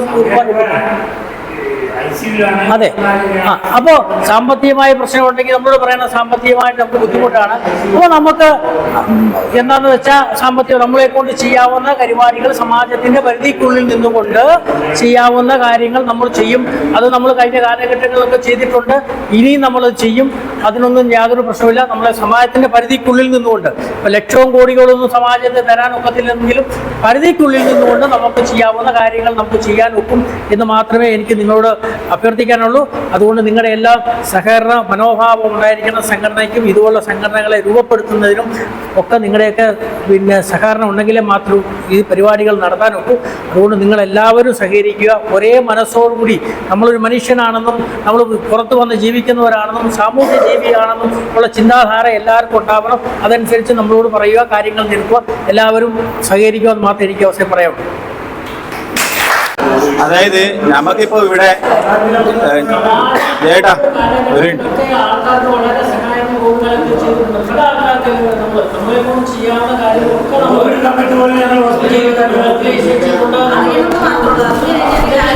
അതാണ് ഇതിപ്പം വാസന്തേച്ചി പറഞ്ഞ പോയിന്റാണ്. അതായത് പിന്നെ നമുക്കിപ്പോൾ 2 കൂട്ടായ്മകളാണല്ലോ. കൂട്ടായ്മ വെച്ചാൽ നമ്മുടെ സമാജത്തിന്റെ കെയർ ഓഫിലായിട്ട് വരുന്നത് ഒന്ന് നമ്മുടെ കമ്മിറ്റി ഗ്രൂപ്പാണ്, അതിലാകെ 19 പേരേ ഉള്ളൂ. ഓക്കെ. പിന്നെ നമ്മുടെ സമാജം ഗ്രൂപ്പാണ്. ആ സമാജത്തിൽ അംഗങ്ങളായവരും അല്ലാത്തവരും ആയ മലയാളികളായ 240 250 പേരുണ്ട്. ഓക്കെ. അപ്പൊ 250 ആൾക്കാരുടെയും പെരുമാറ്റത്തെ നമുക്ക് കൺട്രോൾ ചെയ്യാൻ പറ്റില്ല. 5 10 ആളാണെങ്കിൽ പറഞ്ഞ് മനസ്സിലാക്കിപ്പിക്കാം. പക്ഷേ 250 പേരെ നമുക്ക് കൺട്രോൾ ചെയ്യാൻ പറ്റില്ല. അതുകൊണ്ടാണ് ആ ഗ്രൂപ്പ് അഡ്മിൻ ഉള്ളിലേക്ക് വെച്ചിരിക്കുന്നത്. അതിന് അത്രയും ജസ്റ്റിഫിക്കേഷൻ ഉള്ളൂ. പിന്നെ നമ്മൾ ഇതിന്റെ നടുക്ക് വരുന്ന ഒരു സംഭവമാണ് സാഫ്. അത് കമ്മിറ്റി അല്ല, അതുപോലെ അംഗങ്ങൾ 240 ആൾക്കാരുള്ള അംഗങ്ങളും അല്ല. കമ്മിറ്റി എന്ന് പറഞ്ഞാൽ തീരെ ചെറുതായിപ്പോയി. ഈ 19 പേർക്ക് എല്ലാവരും ഓടി എത്താൻ പറ്റുന്നില്ല. മാത്രമല്ല പ്രായമുള്ളവരും എല്ലാവരും ഉണ്ട് അതിനകത്ത്. അപ്പൊ ഇതിന്റെ രണ്ടിനെയും നടുക്ക്, അതായത് കമ്മിറ്റിയിലേക്ക് പുറമെ പക്ഷേ ഇങ്ങനെയുള്ള ജോലികൾ പലരും നമ്മളെ കാണുമ്പോൾ മുഖാമുഖം പറയാറില്ലേ, നിങ്ങളാരും ഗോവേട്ടനൊക്കെ എപ്പോഴും പറയാറില്ലേ, ജിനേഷ് എന്താവശ്യം ഉണ്ടെങ്കിലും വിളിച്ചോന്ന് പറയാറില്ലേ. അപ്പൊ അങ്ങനെയുള്ളവരുടെ ഒരു കൂട്ടായ്മയാണ് സാഫ് എന്ന് പറയുന്നത് ഉദ്ദേശിക്കുന്നത്. രണ്ടിനെയും നടുക്കുള്ളത്. അതിൽ നമ്മൾ ഒരിക്കലും അഡ്മിനുള്ളിൽ ആക്കി വെക്കില്ല. കാരണം അതിലുള്ളവരൊക്കെ എന്താണ്, പക്വതയും ഉള്ള പൊതുപ്രവർത്തനത്തിൽ താല്പര്യമുള്ള ആൾക്കാരാണ്. അല്ലാണ്ട് രാഷ്ട്രീയ പ്രവർത്തനത്തിന് അല്ലെങ്കിൽ എന്തെങ്കിലും കുത്തിത്തിരിപ്പിന് വേണ്ടി വരുന്ന ആൾക്കാരല്ല. അതുകൊണ്ട് അത് നമ്മൾ ഒരിക്കലും അഡ്മിൻ ആക്കില്ല. നിങ്ങളൊക്കെ അതിനനുസരിച്ച് അല്ല, ഇത് കമ്മിറ്റിയിൽ 19 ആളേ ഉള്ളൂ.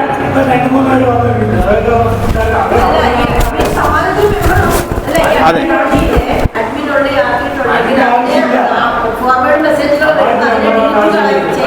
ഇല്ല, അതിനിപ്പോ നമ്മൾ ശമ്പളം കൊടുത്തിട്ട് ആരും ഇരുത്തിയിട്ടില്ല. നമ്മൾ ഇപ്പൊ ഞാനുണ്ടല്ലോ, എന്റെ ഓഫീസ് പോകുമ്പോൾ രാവിലെ 9:30 എന്റെ മൊബൈൽ ഓഫ് ആക്കി കഴിഞ്ഞാൽ ഉച്ചയ്ക്ക് ലഞ്ച് ടൈമിൽ എന്റെ പേഴ്സണൽ മൊബൈൽ ഓപ്പൺ ആക്കുന്നുള്ളൂ. അതിന്റെ ഇടയിൽ ഈ ആരെങ്കിലും എന്തെങ്കിലും ഗ്രൂപ്പ് ഇതിട്ടുണ്ടെങ്കിൽ ഇത് നോക്കിക്കൊണ്ടിരിക്കാൻ ആർക്കും സമയമില്ല. ഞാൻ പറഞ്ഞില്ല, 240 പേരുടെ ബിഹേവിയർ നമുക്ക് കൺട്രോൾ ചെയ്യാൻ പറ്റില്ല. നിങ്ങൾക്ക് നിങ്ങളുടെ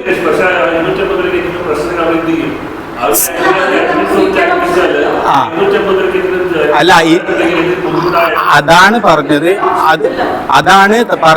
അതിൻ്റെ അകത്ത് അഡ്മിൻ ആയിരിക്കുന്നവരൊക്കെ കമ്മിറ്റി മെമ്പറാണ്.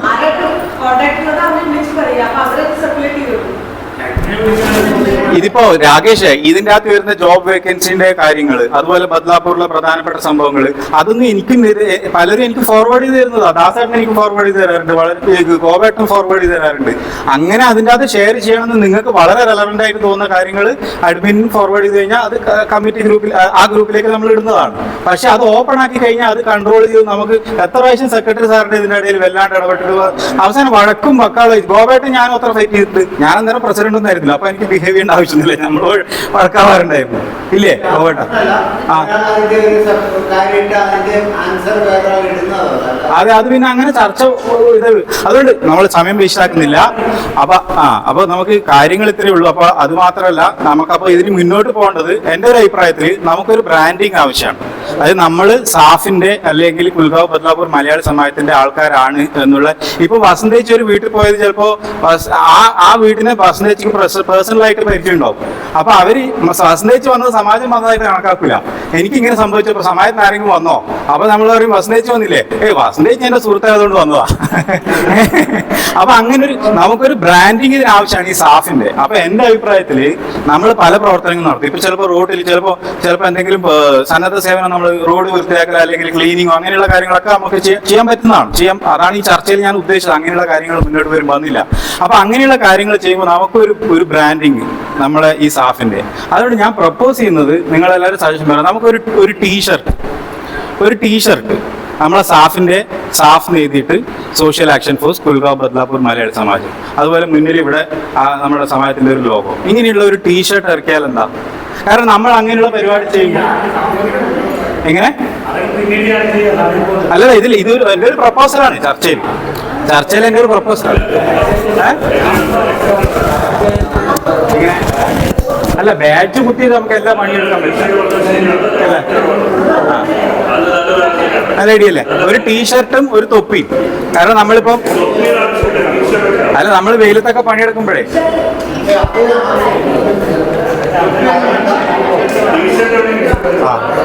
അത് ചെയ്യാന്നാണ്.